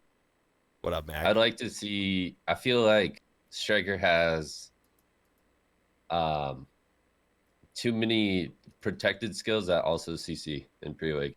I don't I'd like to see a I don't couple disagree of with that them at all get whatsoever. removed I honestly, I or think changed. I could totally see Rage Hammer having its CC removed because it really is such an OP CC or sorry super armor in our toolkit. We sit there, it's a huge lingering super armor, and I mean it does have like a someone engages on you. I completely agree. It's a slow cast. I wouldn't be opposed to the CC from that move being removed. Yeah, we have a lingering super armor for the move Mass Destruction, the one where we do like a little ninja side roll. But like at the same time, like that's a pretty strategic like placement for of a CC. So for me, I would argue against that one. For Rage Hammer though, I would be totally content with the CC alone from that just being removed. Agreed. Okay, and then one last thing. What are you guys' thoughts on the 100% being an iframe? Like just being able to jump in. It's Bro, not an you can- iframe. It's not. Kill everything No, with you one can. No, it's no, dude. It's a fucking blanket of AOE that honestly, the AOE damage output is not even that impressive. It's not even I that agree. great. I think that it's great against squishy classes, but it actually does nothing. It's Like, so fucking and- pointless in Siege. Like you get your ultimate, you're better off transferring it to someone else, or you're better off consuming it for yourself. Yep. Even the pre-awaken is like it's such a long cast. It's dope when it snaps and it fucking hits somebody because they're blowing up. But like the pre-awaken ult is way better than the awaken ult, and so the iframes on the back half of it, and CP's in my chat right now talking about this, and he agrees. Where it's like you die in it so often if you get too Yeah. aggressive with that. So the dream is to Twisted Collision into Nimbus Strike and then drop the leg and ult. Right, and you just kill a ton of people, but there's so many you'd be problems. all the surprised way of through like that. how big the window is for receiving It's damage huge, while especially if you're casting slowed. it. Yeah, Yeah. it's actually pretty bad. I've been killed out of my ultimate many times trying And to the use it. damage isn't like one shot, it's not like Zerker Tamer or any of those other ults that we're talking about. It's like you have a ton of AP and people get hurt and get a lot of wounds, but like you got to have people following up on that. Yeah, that makes sense. Do you guys feel like the 50% like leg drop? It's amazing. Wait, it's amazing. The Do you think 50% that's leg drop. balanced well? I think the AOE for it is too big. Honestly, I'm gonna we talked about this earlier with like how would you feel about lower multiplier BSRs having CCs? I think those are ridiculous. But having like a 50% where it consumes that much of I'm gonna call it currency. It's that much currency to use that. It's a slow cast, which the placement of it has to be right. But the AOE for it is honestly pretty fucking huge, and being able to use that in large scale and watching a lot of people drop from it is pretty insane. So I wouldn't be opposed to that being smaller, but I would argue the fact that like again you have to really think about when you're going to use it, how you're going to use it, and the BSRs in my opinion they're easy to use, but they're also easy to fuck up. But I'm not going to let that be an argument for that, so I'm on your side on that. I mean, I feel like it should be rewarding, right? Because you're using 50% of your BS. Okay, that was a lot shorter on a class that I thought it was honestly going to be. What's up, Mac? Wait. Did you want to? Yo, what up, boys? What up, dude? Wait, there was some Yo, Mac. passionate striker talk going on. I didn't want to intro it. No, this is probably the least important topic, honestly. No, I can't stay for long, but I just want to bring up one thing. It's not about striker, but class balance is always really difficult to discuss. Although it's Totally. really good we're discussing it. But you know what would make it real easy? If we had 3v3, Arena Varsha queues, 6v6 battlegrounds, leaderboards, you could see the top classes of their in the rankings, right? And you could be like, oh shit, Sork is up there. Warriors, Ninja, these classes maybe need a little tweaking. You know what I mean? I don't know. I just think it would be. How would you Sweet. feel about this, Mac? Okay, Arena of Arsha, 1v1s, 2v2s, 3v3s, party queue system, all through the use of trial characters. The trial characters are given, let's say, a limited amount of skill points to spend, so they'd have to think about how they want to build the class and their combos, etc., etc. So let's say they're given maybe like anywhere from 1,600 to 2,000 combat skill points. So maybe not every class is going to be fully complete in terms of spending skill point wise. And then maybe like each player in the battle has like limited amount of potions, limited amount of energy pots, limited amount of maybe like every player gets like one elixir of fury, you know, get a defense elixir, get a whatever. Maybe you have the option to have a like one optional frenzy or something like very, very, very small. Like, how would you feel about something like that? Well, I've thought about it a lot, and I Mhm. think that you could separate them. You could do one for mains and one for trials, right? Because some people really, really love the time they've put into their class, Mhm. and they want to, use that class. And I've played on both. I've competed in, tournaments on both main and trial. And there's something that just doesn't feel. Although I had a lot of fun and I really enjoyed, the trial is a little more balanced, Mhm. but there's something about playing on your main too, right? That you've put like Abs- thousands and thousands of hours into. Absolutely. No. But yeah, I think that you could definitely have like leaderboards. You could have a currency. Well, to that point, Mac, I think the answer to what you're bringing up is so much simpler. Take what World of Warcraft did with their arena and just implement it, because I think we learned that from Shadow Arena, where people get a little salty when you can't use the character and the skill points and the gear that you have to like do this extra content, quote unquote, if you will.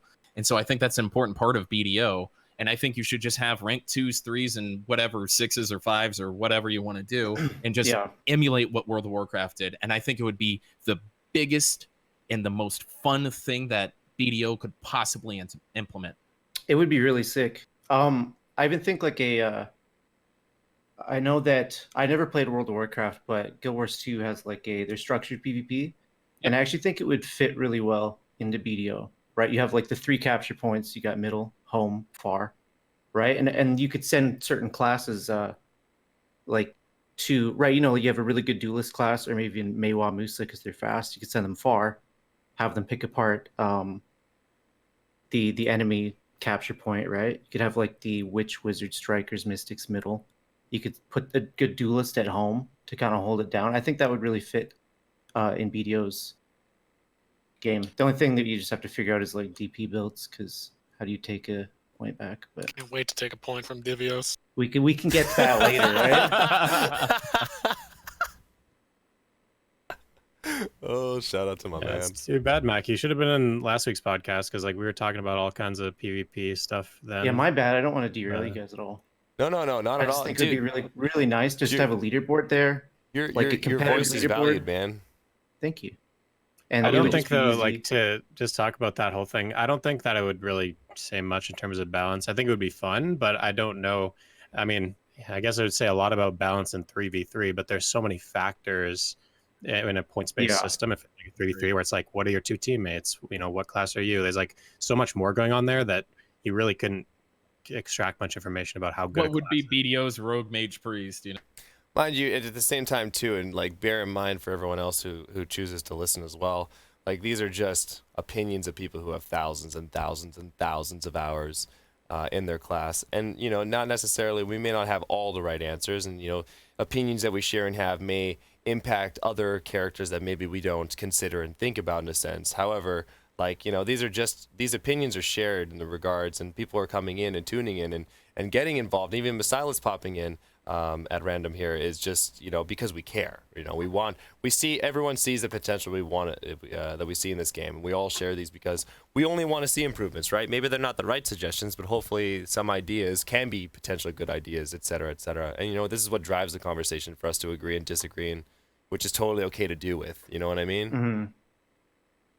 While Mac is here, Yes. we heard from Heedun earlier about Sork, but I would love to hear Mac Yes. just kind of. Oh, I was no. hoping you were coming in to bring it back to Sork for a second. Hit us Oh, with we the want overall, to baby. take it. You want to take it back there? Like, yeah, well, like, where back what now, are some y'all. pros and cons, like, for Sork? PvE, PvP, what are some things you think, if you had to nerf yourself, what are some things you think you'd nerf? If you had to make any changes in terms of, like, if you think you deserve some buffs, what would those buffs be? Like, what's Mac's thoughts? Well, Heedun, are you here? Yep. What's up? Can you just like give me the TLDR on what you mentioned? All right. So I don't So like. my TLDR was that iframe should be kept as it is, because I think it's the identity of the class. But I Yeah. would like to see 50% and Rabam's damage like even halved or heavily nerfed, and not just the damage to be completely removed, but shifted to other skills, like let's say Vile Plan or Crow Flare, like other skills that Yeah. currently have a very niche use. Okay. Yeah, I So think it just takes more skill to play the class at the end of the day with that, and it's not just go in one tap go out. Yeah, no, I agree with that totally. I think one thing that I'll get into the Sork stuff like real fast, but one thing we always have to keep in mind is like not every class can be good at everything. You know what I mean? Like it's that's not the case.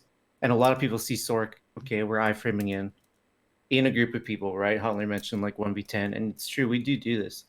But you know, there's other things that we don't have, right? Like we don't bring a lot of utility to the group. We don't have heals or PA. We don't have a grab, right? Like these are things. Now, with that said, I do think the class could use a nerf. I would probably nerf Grim BSR and maybe adjust it and take it to the 100% black hole. That way we could provide more like group play. Yeah, bring that back. Yeah, because I meant like it's not used anymore. It's not good. But it'd Yeah, be all nice these if we could classes go here. into. You have all this discussion, right? Oh, my ultimate is just a one-shot iframe. My ultimate is 2 telegraph. Yeah. I locked my ultimate. I locked black hole a long time ago. Yeah, it used to be really nice. Well, sometimes it can still be good, but I just wish it was a little better and they could nerf Grim a little bit. They could definitely. I agree with Heedun that I think that being able to iframe around and be evasive is definitely the identity of the class. I think that if they tweak the damage a little bit and maybe nerfed like, you know, you can do like Shadow Eruption, Shadow Ignition, and you know, one tap most people if they get floated. Things like that could definitely be toned down. I think we kind of agreed that the server quality or the connection quality kind of made the amount of iframes that you guys have, and then being able to go into frontal guards and stuff like that, made it a little too, RNG is the wrong word, but oppressive, and kind of, I hope I get this knockdown kind of thing as you're coming out of a CC. You can't really count on it, so you can follow it up. We kind of had that kind of backup towards those comments where it's like, you know, iframes are definitely the identity of the class. We understand that, but in the reality that we play BDO in, it also is kind of oppressive too, because it's really hard to figure out when we can actually catch you guys. I made a video about it. I think I do have to agree that I think we are also starting to like get a little bit derailed in terms of like rewinding back and getting off topic. I'm gonna moderate this just a little bit. I want Mac, you go right ahead, and I'd like you to hear what I'd love to hear you finish what you have to say. I think we're gonna have to keep the responses and replies from people very, very short because we've already gone through this. Okay. But I do think your opinion is tremendously valued, so I'd like to hear it because I don't want to miss this opportunity in case who knows, man? What if you can't come next week and the next week after just because it's bad for your schedule? So please do carry on. But if you guys can do me a rock solid, don't let's just say like. Argue back in a sense, but if you have questions that can encourage him to give an opinion. Shut more up, on the sword, Tim. I get do. it. No, that's fine. No, this is for everyone. Keep going. Now, please carry on, Mac. You take it away. Okay. Now, you said don't derail, but I just Tim mentioned knockdowns, and then I just want to mention this while you guys are all here. First of all, I think knockdowns should be viable because they're not. Second of all, what do you guys think if they actually took away? They changed V entirely and made it like a trinket or a tab from a different game. You know what I mean? Like something different than V that could also be used in the BA. Oh, like to yes. break CC? Interesting. Yeah, CC break. We talked about this. We talked about this with even the grab earlier as well. A trinket instead. I think that's really unique, honestly. I'm not a fan of the down smash not being able to V. I think you should be able to V out of every fucking situation. You can be out of down smash. It's the KD you cannot be out. Yeah, it's the KDs that are the issue. I think Choice was mentioning the Q buff earlier. That's my biggest gripe. If I get hit by Zerk Q buff is, okay, I'm knocked down, and I'm actually hoping that I get down smashed so that I can be usually. But yeah, I think it'd be interesting to have a, instead of the V mechanic, just have like a tab or CC break on maybe like a 60-second cooldown. I'm not really sure how they do it in BDO, but I think it would make fights a little more dynamic. Because then you could be, you know, like a class like Mayo up against Alon or something, a really hard matchup, and then you'd be like, okay, I could go really aggressive here, and if I do get knocked caught, down, okay, then use the V, then I go can back. pop my trinket. Yeah. Anything else that you'd like to throw in with Stork? Any changes in your toolkit that you think that might be needed, or? I don't know if Heedun brought up. There's a bug with engulfing, Nope. where engulfing flame. It's one of our bombs. It gets canceled. Like if you get hit at the certain time, the skill will just cancel. Like it'll stop entirely. And Yeah, I mentioned usually, that, some skills. yeah, and it sits there and it lingers for a second. So that can be really frustrating. And yeah, it'll fuck with your. Sorry, maybe I shouldn't be swearing. It'll mess You're with fine. your. You're fine. Okay. Demonetized. My bad. And it'll mess with your movement too, right? So like if I engulfing and I get hit by certain abilities, I won't move anywhere. Which can be very frustrating because the movement ability as well. So usually I use it. Okay, I want to get over here, but I got tapped by this random AoE and now it canceled. Also another point is our Blade of Darkness gets through frontals with the way it works. It just like curves and stuff. Sometimes the pathing of it, I don't think that. I don't think that should be a thing at all. Like, No. like a forward guard should be a reliable forward guard. Period. Yeah, I think that any of those abilities like that, like Warrior's Shield Charge, if that thing taps you and you're usually in a frontal, you just get CC'd. Like certain abilities like that shouldn't be a thing. Like that's a choice you make, right? Like, okay, I want to frontal block this thing, and you get hit in the front pretty much, but the game, chooses not to. Okay. We have to keep moving this forward, so I want to go back to the Witch Wiz topic. Mac, please feel free to stay around as long as you'd like. Okay. So Huntler, I'd like you to, where are we at, man? We got PV, we got PvP. Where do you stand? Where to start?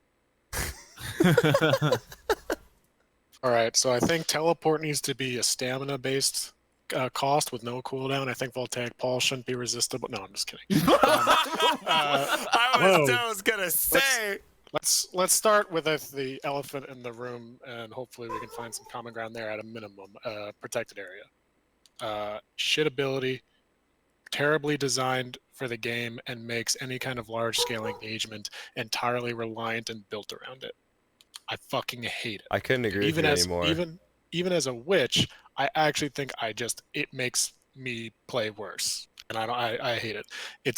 Everyone should be more than well aware that because of protected area, any large scale fight both requires witch and wizards, but then also requires deathball gameplay.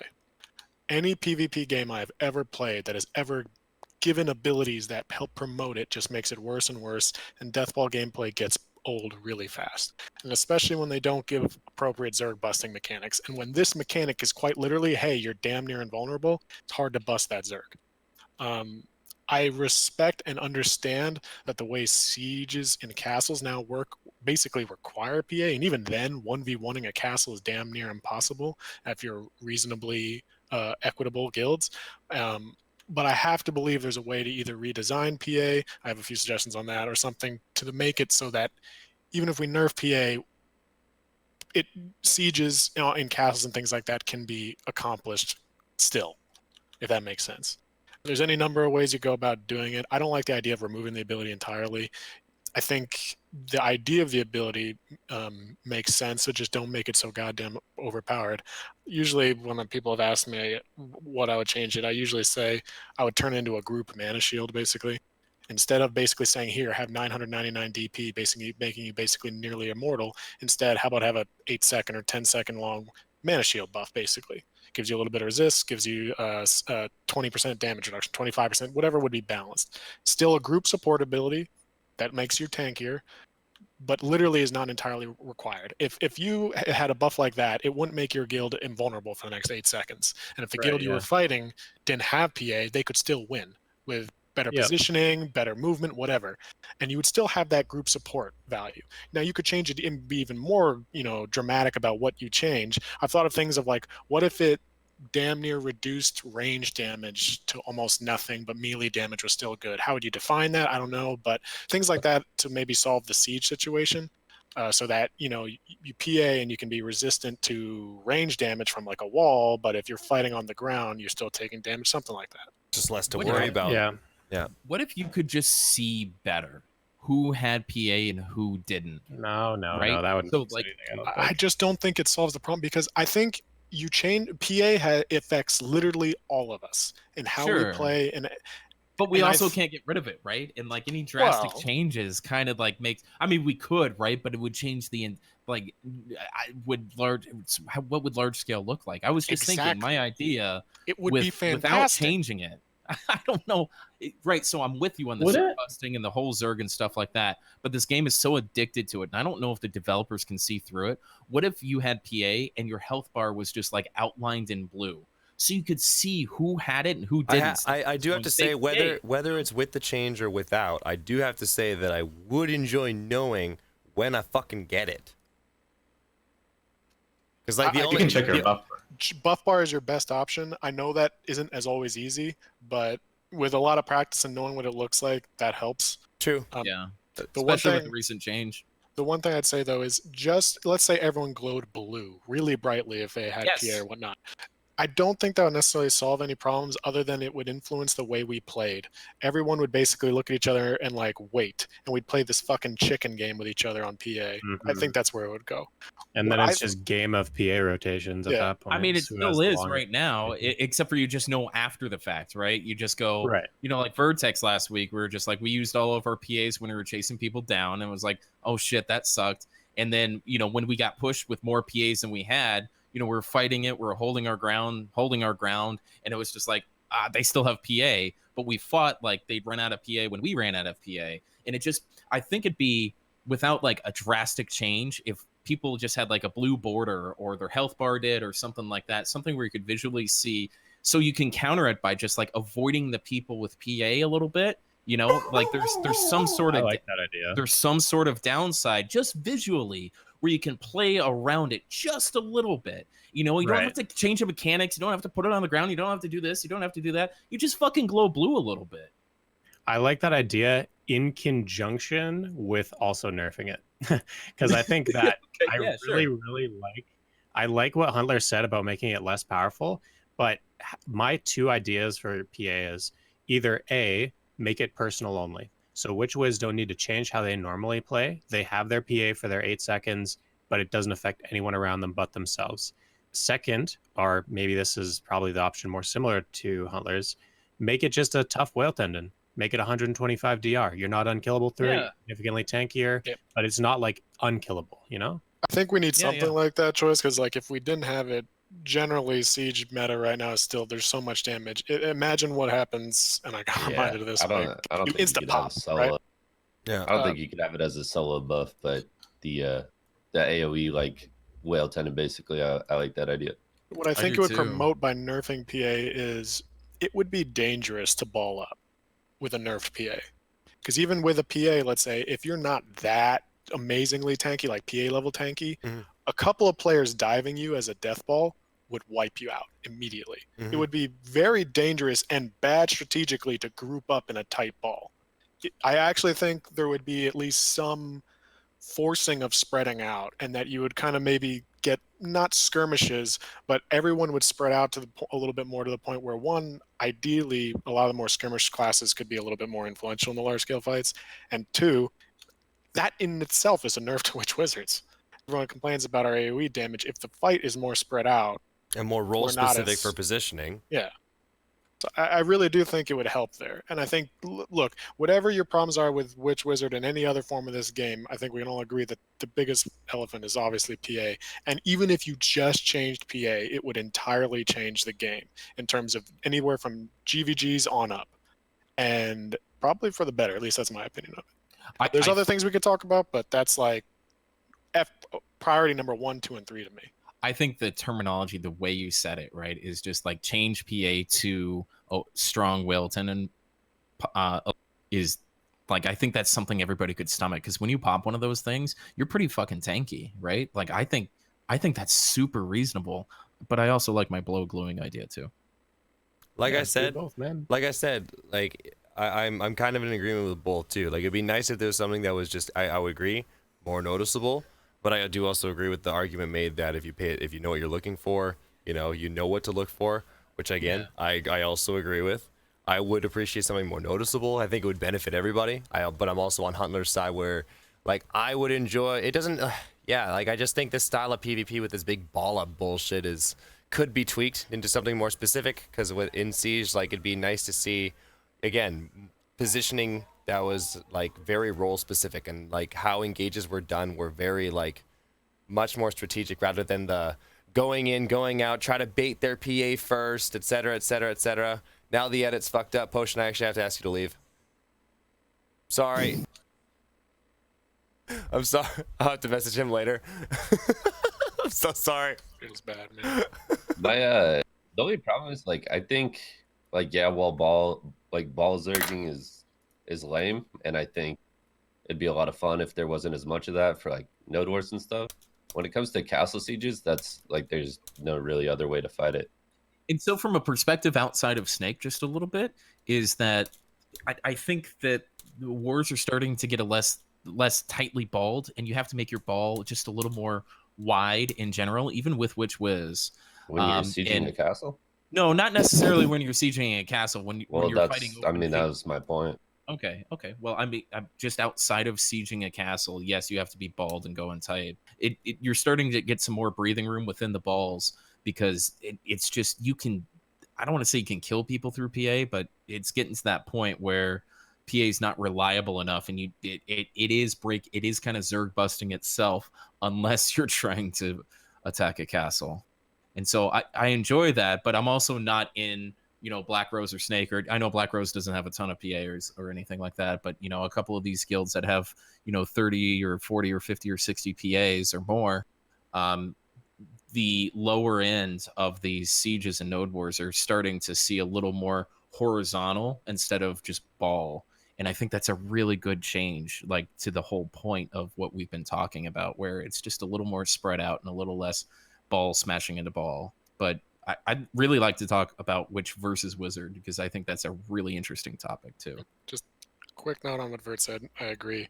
If the, let's say, Whale Tenant idea or whatever they made PA was not enough, which it probably wouldn't be, like I said, to engage in a castle without PA the way it is now, it already is damn near impossible in reasonably equal scenarios. There would probably need to be some kind of redesigning on castle sieges and things like that. I'm not sure what it would necessarily be. It's a tough one, but I still think generally for the good of the game. Like we talked about a lot of changes last week.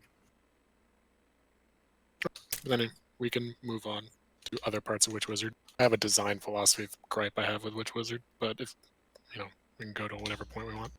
I want you to talk about Witch before I talk about Wizard. Okay, I'm happy to rebuttal after. Sure. Just design philosophy, and this includes actually wizards. This includes tamers, strikers. Is for those who don't know or whatever. Right now, when it comes to how pets work in this game, I think they're horribly designed, and that needs to change. Generally, right now, everyone's pet has a base AP that gets combined with your sheet AP, and that's the damage that pet does with any of your abilities. It does not take any buffs from you. It does not take any of the hidden AP brackets, your gems, none of it.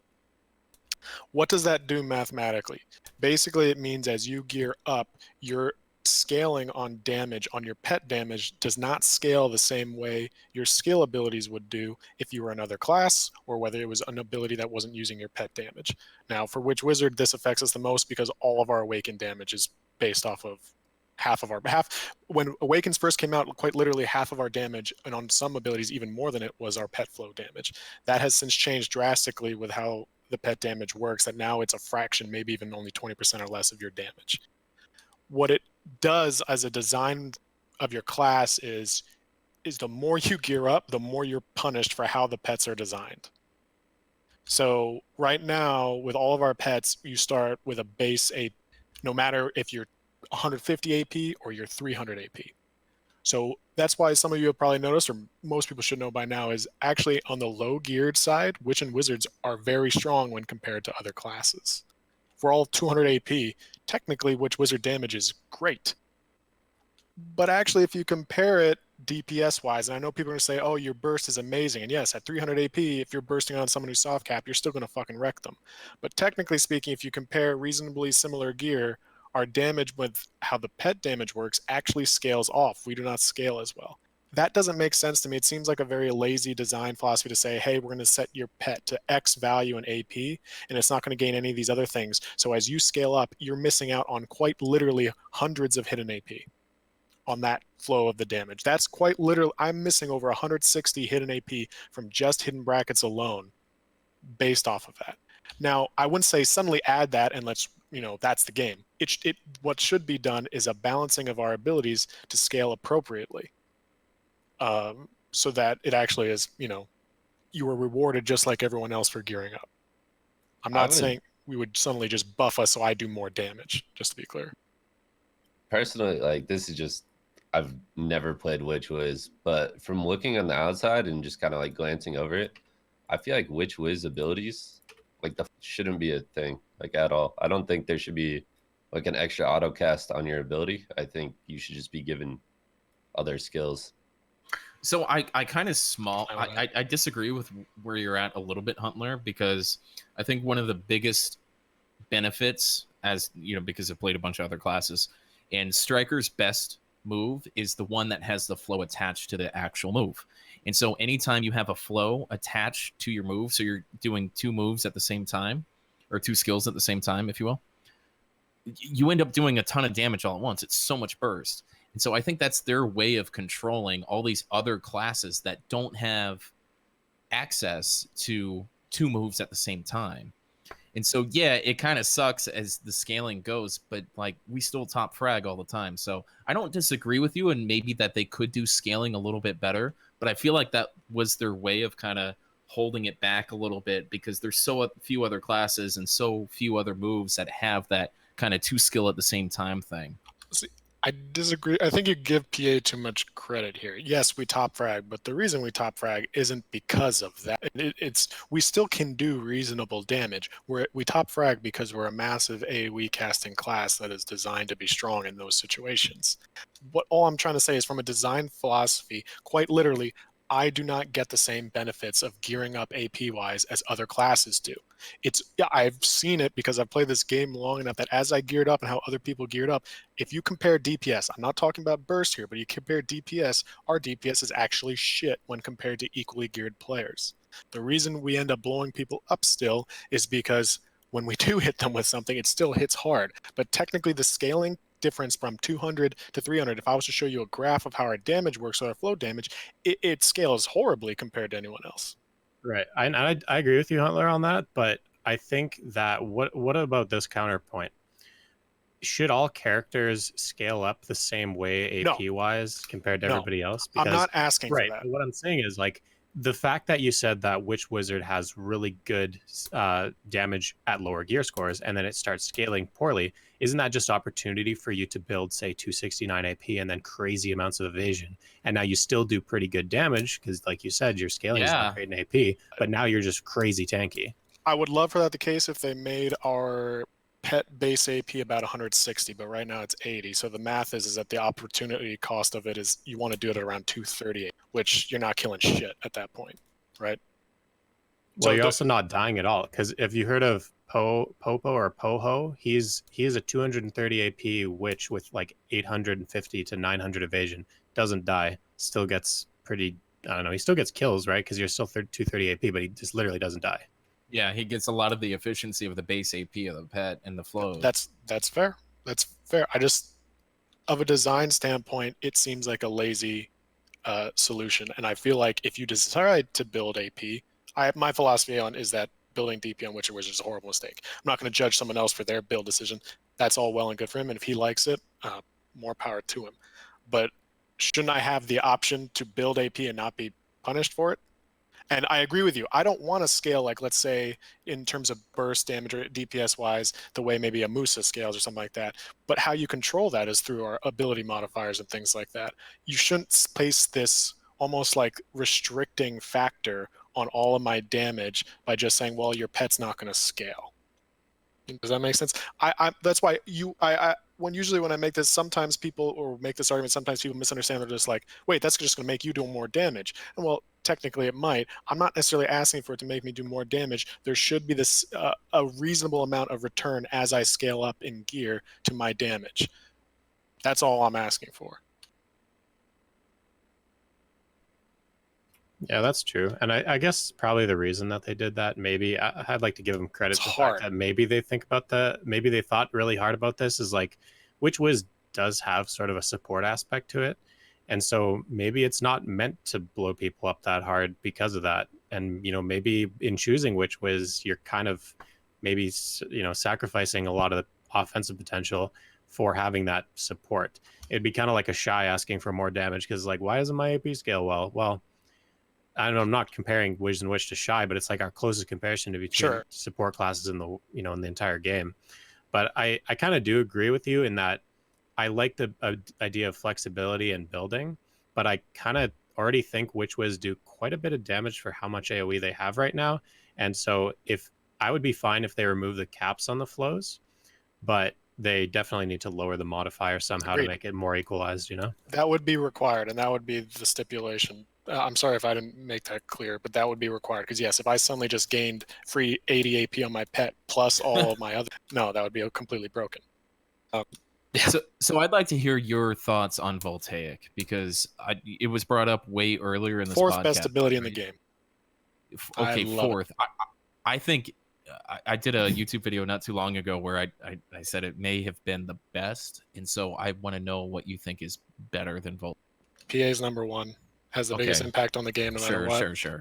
Number two, so depending on who you talk to and what they're going to prioritize strength-wise, it might move these around, but I think these are the top four. Q buff on the Zerker.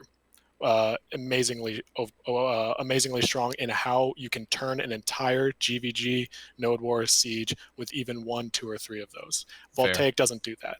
And I know, Joyce, you're welcome to jump in on that, but I think argument-wise, in terms of what has the power to change a fight, that's how I rank ability. We also got to talk about cooldowns. Yeah, exactly. I'm talking about... Sure, yeah, and that's fine.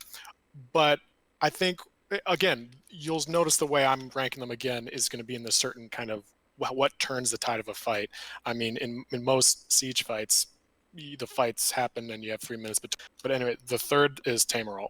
And then number 4 for me is Voltaic. Okay, so the lowest cooldown, most impactful skill is Voltaic. Tameralt. Oh, okay. So you're Voltaic's, basically comparing like ultimates, Q buffs, and like a 1.5 minute cooldown PA thing to a basic ability. And like, I don't know. That's fair to say, hey, there's this difference here in cooldown. That's fine. My point is, and how I was ranking it, I made that very clear, is what abilities have the largest impact on turning a fight? What do you think 5th is? Do you have a 5th by chance? Not off the top of my head, but I'm sure I could think of one. That's fair. Actually, there probably any number of Shy abilities right now, to be honest. That's low key. So they're somewhere up there. Can I jump in with some Wiz things here? Or do you have more to talk about with Witch? Okay. No, I mean, you were asking my opinion on Voltaic. The reason I think Voltaic is fine and is because previously, before we ever got the Voltaic buffs, both the speed buff and the evasion debuff, is Wizard was better at Witch and everything. I think we can agree on that. If anyone wants to disagree with me, we can fight over it. But Wizard was quite literally better than Witch on every aspect of the game. Right now, since that change, Witch has kind of transitioned to be the stronger bombing open field fight class, while Wizard is still stronger in the small scale like 1v1s, 2v2s, 3v3s, and better from a ranged fight. To me, that seems like a good give and take between the two classes themselves. And going back to, I guess, a little bit of what we were talking before, another sign of why the AP thing doesn't work is when they tried to buff our PvE, because Witch and Wizard PvE is so shit, they just tried to buff the main scaling on the abilities by a shit ton because they just didn't know what to do, and that's why we suck in PvE still. But that's another point. Yeah, given Yokovor deal damage buff in PvP was so stupid. That was the dumbest. I mean, the 15% evasion debuff on Voltaic is dumb, right? But I don't think it's dumb. You don't. What? So in the game right now, before that debuff change, generally evasion is much stronger than DR at the same level of gear score. Evasion is still technically stronger, except against certain classes who have things that can bypass their evasion. So right now, the argument of strength between evasion and DR is as follows, at least in my opinion again. DR is the more consistent, but not as powerful build. You are more consistent against every player in the game going a DR build, whatever, if regardless of how much you stack it. Evasion, if you can get to the evasion thresholds that are strong, is way stronger to the equivalent DR build, except against the classes that can bypass it, at which point it's a high risk, high reward scenario. To me, that seems fair and balanced. So, okay. My problem with that is that it's a debuff. So like if you're in a GVG or something or RBF, literally like debuffing that class for all the other classes to be able to just then shred, which I think is the problem. No one is complaining about Valk doing the exact opposite, which is basically the accuracy buff. No one is complaining about any of the other evasion debuffs. But that's more of like a support skill, right? Their accuracy buff isn't like almost one-shotting me. It's pretty much the same number. At 350 D. I mean, if the argument is why is this ability one-shotting me at 350 DP, why are we only talking about Volt? I can talk about damn near no. I'm saying like I'm fine with the skill itself doing that damage, but the fact that it does that damage and then debuffs me for all the other classes to then also shit on me because it's 15%. Okay, so the argument's in larger scale fights how it impacts. Yeah. At least in terms of Witch by itself, without that evasion debuff, there are quite literally classes in this game I could not kill, regardless. Yeah, of I think it's accuracy. fine that you get that benefit, but I don't think the other classes should also benefit from, that skill. Like it's 10 seconds, right, on the debuff. I agree with what Vert's saying as well, but I agree with it for kind of different reasons, I guess.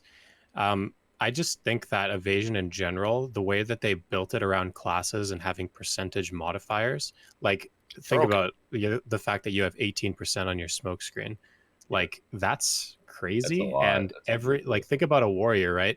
Warrior used to be strong back in the day because 20 DR on your block. Well, nowadays 20 DR is like nothing when you're looking at you're looking at Zethian, for example, right? That's kind of a big problem in the game, though. It's like percents versus just base amounts.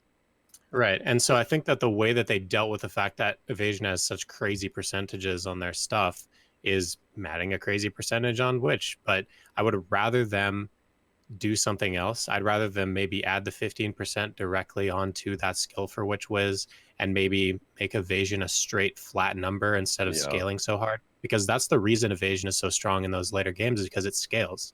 And DR doesn't scale with those percentage-based abilities.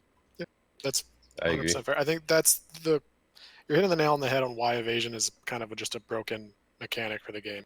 Especially that here's the thing. If I stack DR, a lot of my armor, and I stack Caphras and all this, a lot of my armor, half of it is still evasion.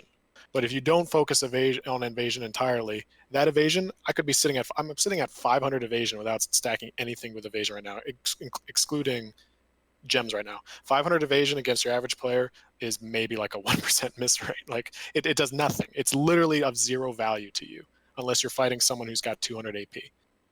So now someone stacking evasion still gets DR brackets and still gets a bunch of DR, and that still provides value to them. How would you feel if your evasion debuff was applied on Equilibrium Break instead of Voltaic?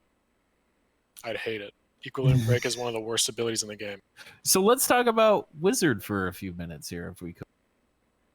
So they decided to put this evasion debuff on the 200% of Witch and Wizard on their Awakening, which happens to be Voltaic for Witch and Toilet Bowl Explosion for Witch. And on top of that, they give you guys Voltaic is so I understand that Witch and Wizard were close and they had their trade-offs before these changes. But when they give you guys the cast speed, or before they give you the cast speed, Voltaic always did more damage than Cataclysm. Even if we do our 10% BSR in Cataclysm, it's fourth in inches, right? Like it may do that much damage or close to that much damage, but Voltaic does a shitload of damage. Wait, full stop. Are you saying before the evasion debuff, Cataclysm does less damage than Voltaic? Oh, yeah. What? What do you mean what? They literally have the same modifiers and everything. They're the exact No, same they stuff. don't. No, they're not. Look at it. The crit is different and the hits are different. So the Right, there's no crit on my Voltaic. The number of damage is different. The crit percentage is different, and then I think you get Right, there's no crit on mine. There's literally no crit on Voltaic Pulse. You do know this, right?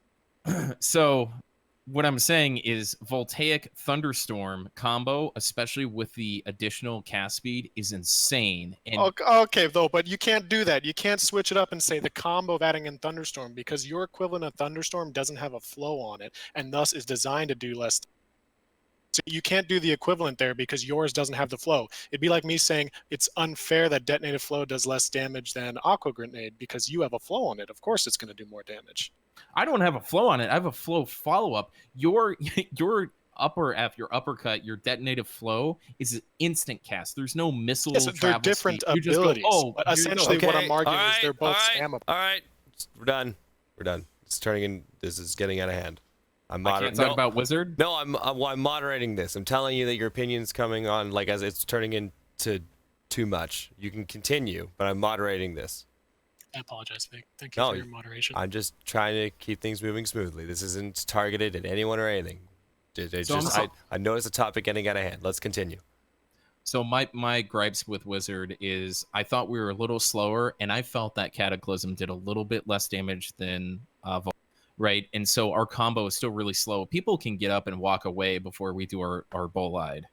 And the 100% was nerfed, and I think that was prudent, but now that we still have alt bombs, it feels a little less prudent, right?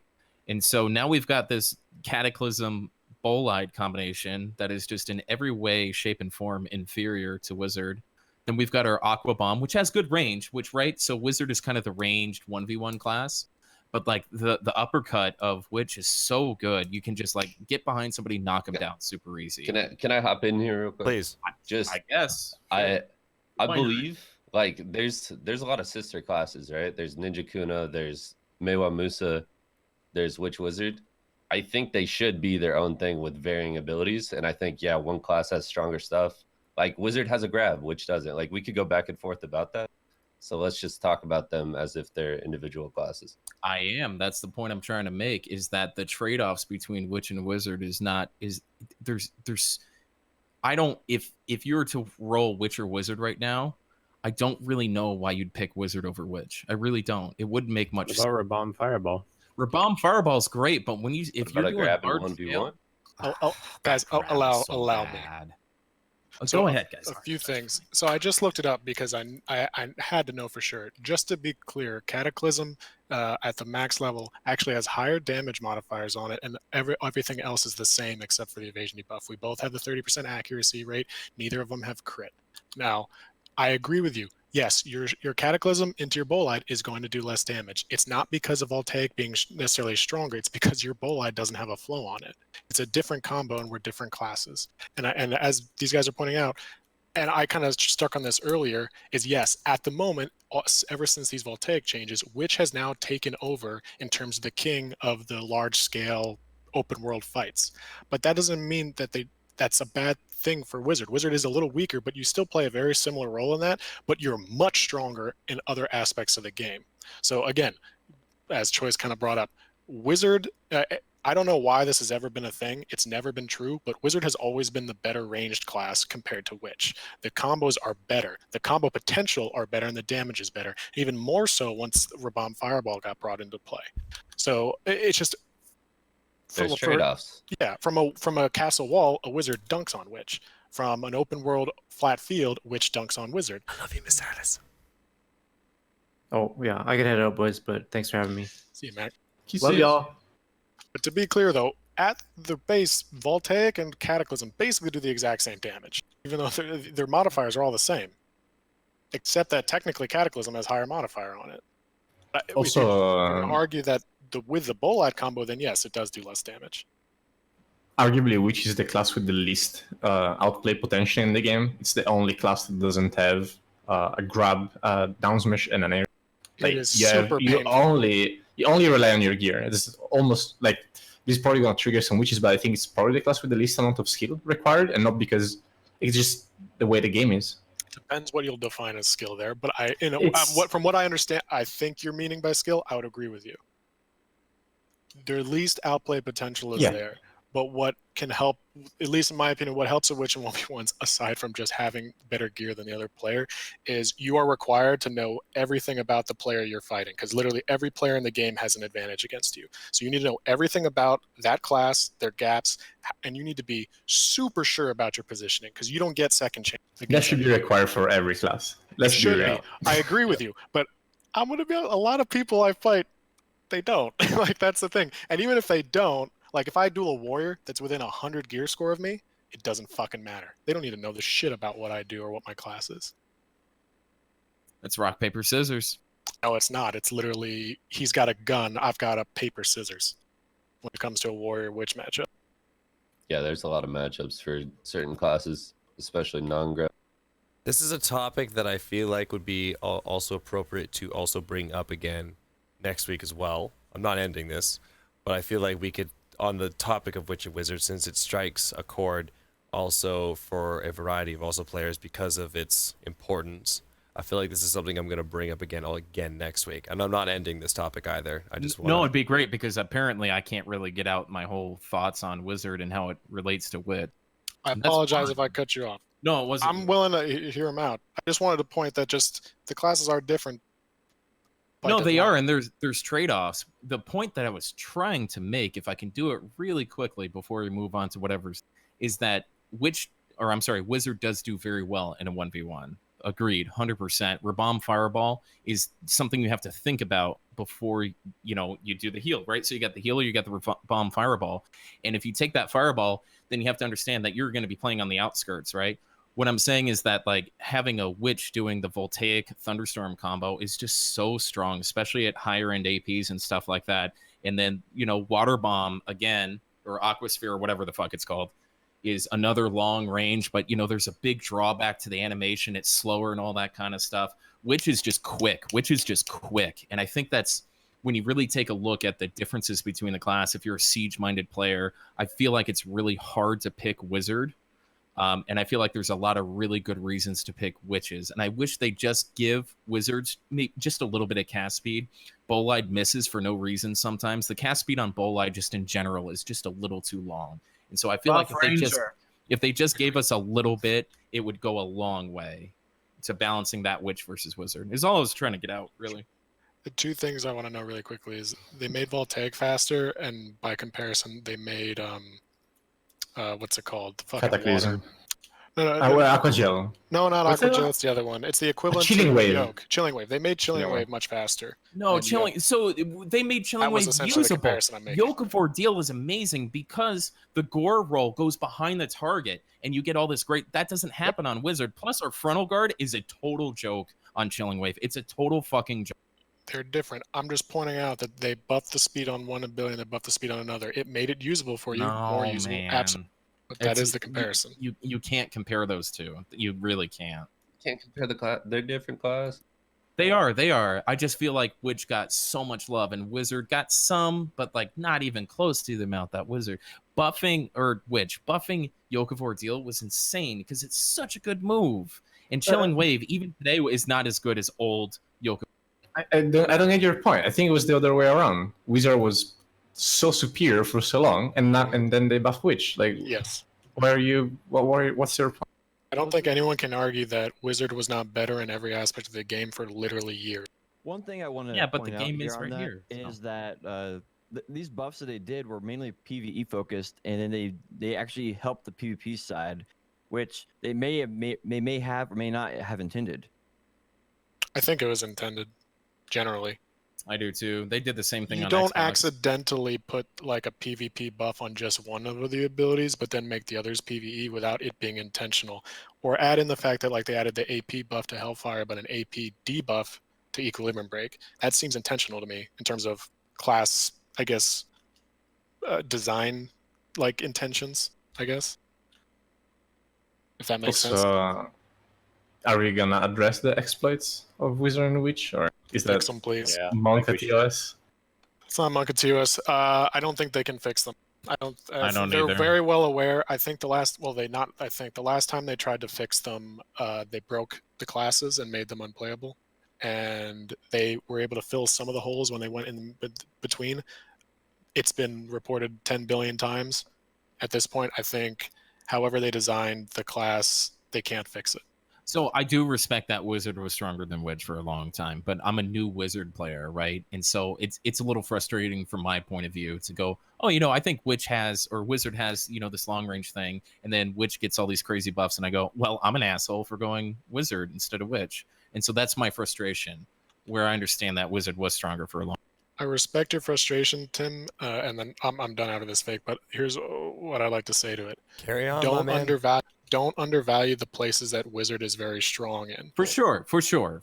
And that's how I try to play, is not dive in too hard, because it's just not that useful, right? You skirt, you stay on top of walls if you can, or whatever the case is. And I do my best with that, but it looks like so much fun to Voltaic Thunderstorm. I'm not even gonna lie, right? I just get. Sure.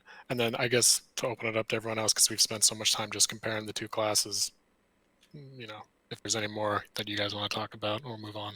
It's up to you.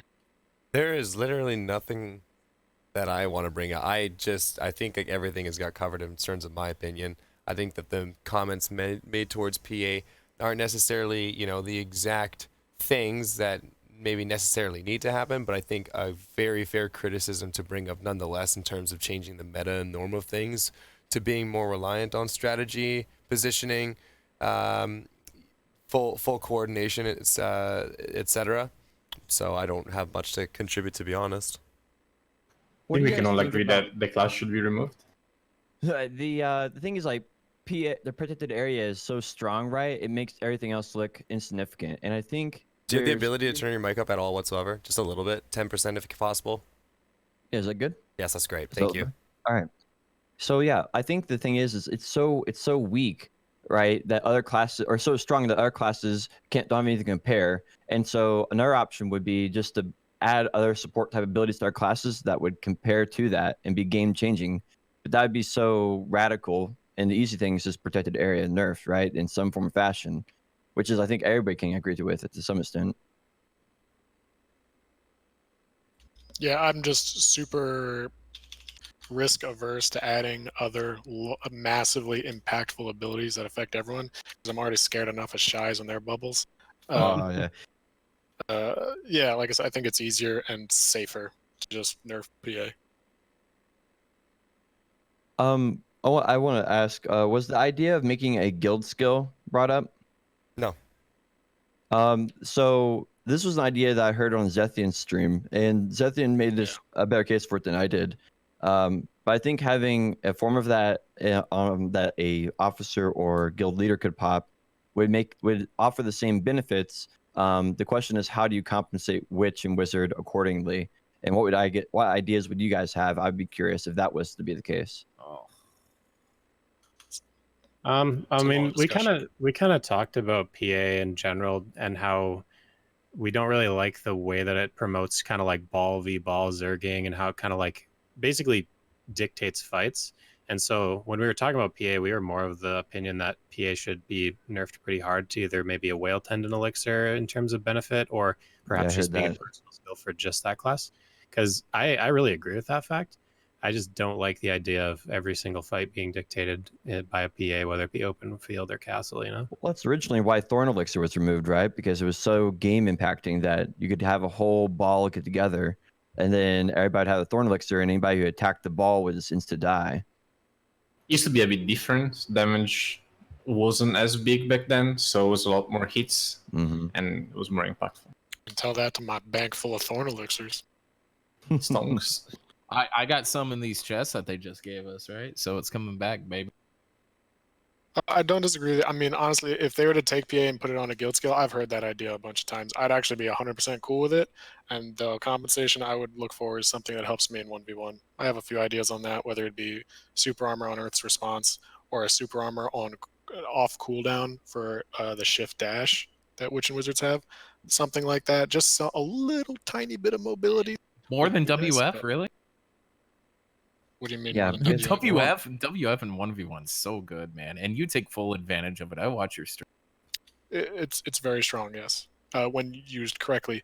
But I mean, are we going to argue here that Witch is not the weakest 1v1 class in the game? No, it Oh, is. I for definitely, sure. I definitely agree. It is. Yeah. So if my point, and Tim, I wasn't trying to take that away from you. I was saying if they removed PA, it would happen to both of our classes. I think if you, I'd be good with it because it would happen to the whole game. I don't feel like that's a personal attack against Witch Wizard. I feel Okay, like sure. it'd be fine.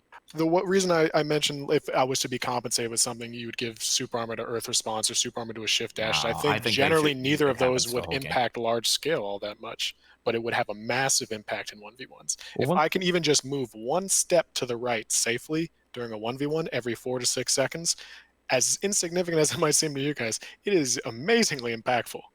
This is more of a creative question. I was really interested in they've shown with Shy that you can actually add abilities to classes after they've been added to the game.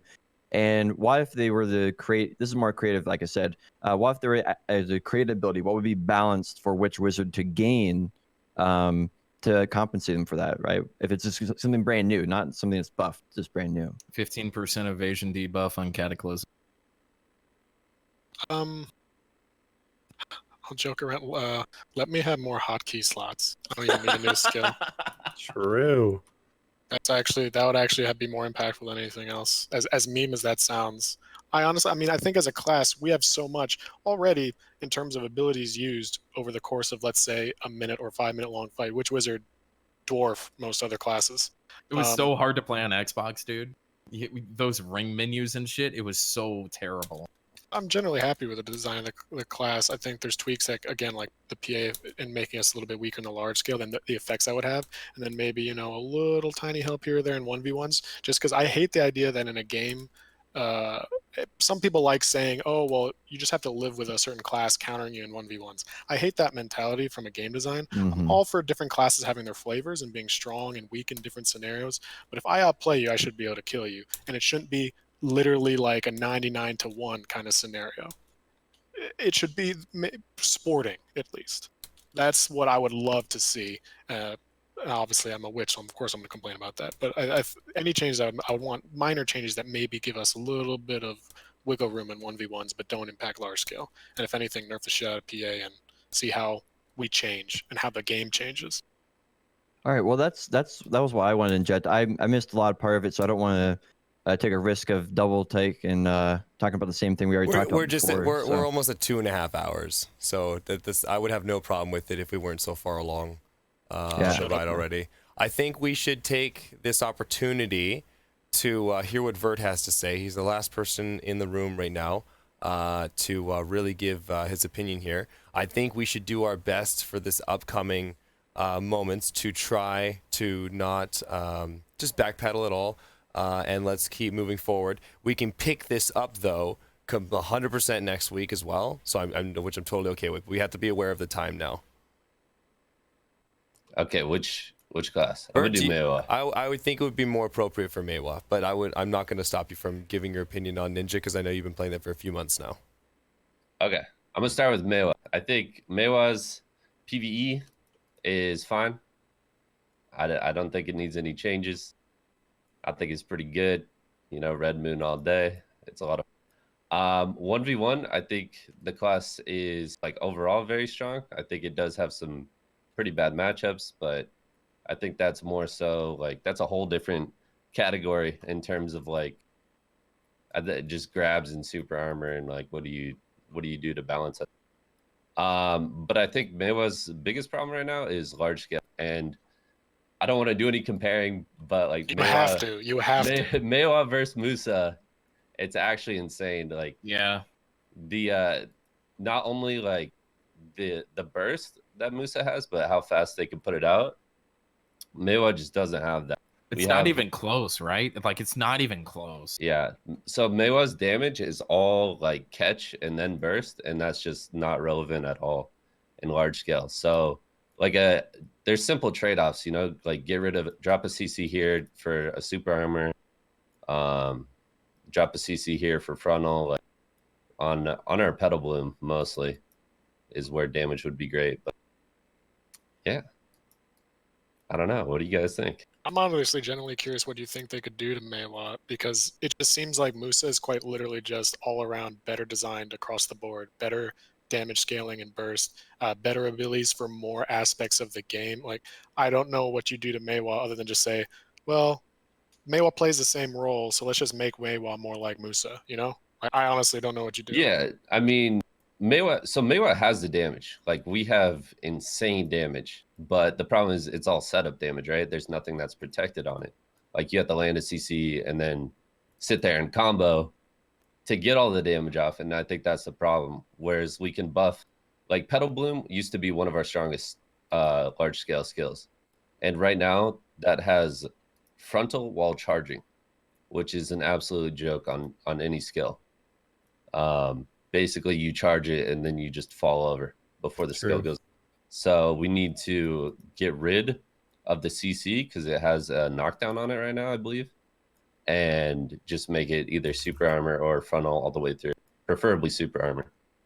And honestly, it needs to, like, even then it needs to scale better because it just does not hit hard enough. We don't have any skills that hit hard in a short period of time. It's Well, all strip set up. down memory lane a little bit. The whole thing that we started doing, right? They had those 3 months of like bullshit changes for the game balance, right? And then Meiwa and Zerker both got fucked up way back then, right? Yeah, and they never went back and addressed. Right, they never finished the job, right? So either like they need to finish the job where they rebalance their classes, or they need to kind of revert like Meiwa back to what she was, so that she can properly perform in Node Wars like she used to, right? Yeah. So the Meiwas that I see successful in this game are reactive, like exactly to your point, Vert, where it's somebody else has to set it up, they zoop in, and then, you know, Scarlet put down like a 7-kill ult the other day, and it changed the fight, and it was great. And it's really cool to see a Meiwa that just like accepts where they are in the game, and they just go, hey, well, you know, I just have to wait for somebody else to do something because you have like 2,800 HP or something, get blown up when somebody looks at you. But I think Meiwa needs a full just look at rework top to bottom. I think Meiwa's in a terrible spot.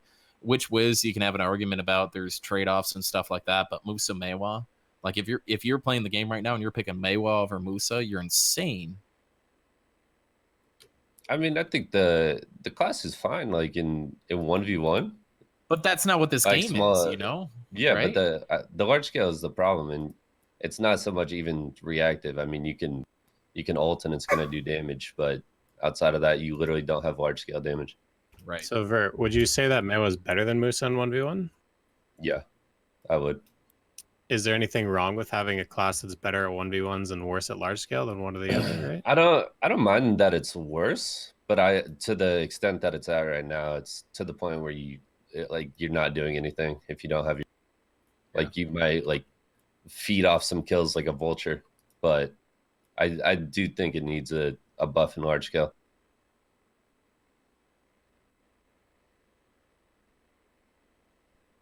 I don't disagree. Do we have anything else to contribute? I love Meiwa, and I would really love to see Meiwa come back in large scale, you know, which is kind of the focus on this game. And so, you know, exactly what you just said, right? The 1v1 trade-off just isn't good enough for the large scale trade-off, and they need to look at that really hard. I think that's the class that's suffering the most in large scale. Yeah, I agree. I put it as the lowest, weakest class in Siege because of what they did to the class, and this is not viable, right? The whole thing is not viable. I think short term the answer is bring Meiwa close to what she was before she got nerfed about a year or whatever it was ago, right? And long term, right, the CCs is the reason why Meiwa is not in a good place. CCs and super armors. There's so many in Node Wars without a proper protection. Your class is garbage, right? Mm-hmm.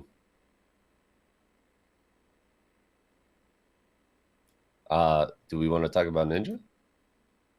I think we should. Are you going to be here next week? Wrap it up. I think we should. Yeah, I'll be here. I genuinely think we should wrap it up. But I do want to ask, like, do you feel like you've gotten your opinion across with Meiwa in full, Vert?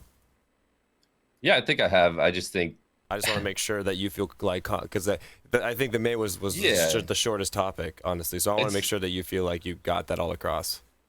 It's definitely the shortest. I think the problem is that Meiwa is such like a niche class, and like not a lot of people have played it or even know to a full extent what it does. so there's not a whole lot of back and forth to talk about buffs and changes. It's just you It's and me, and we just- agree, you know.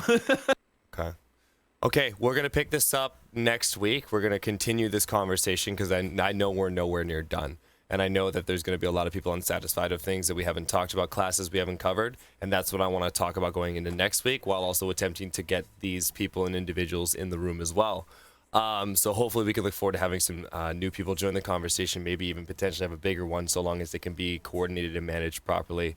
So I'm gonna end it here. I'm going to say thank you to everyone who's been listening and tuning in. I want to say thank you to everyone who may have chosen to listen and watch any of the videos that might be posted anywhere. If you guys want to take the time to follow anyone or get a chance to know anybody who is in these podcasts, the links for all of their channels will be in the description down below the videos.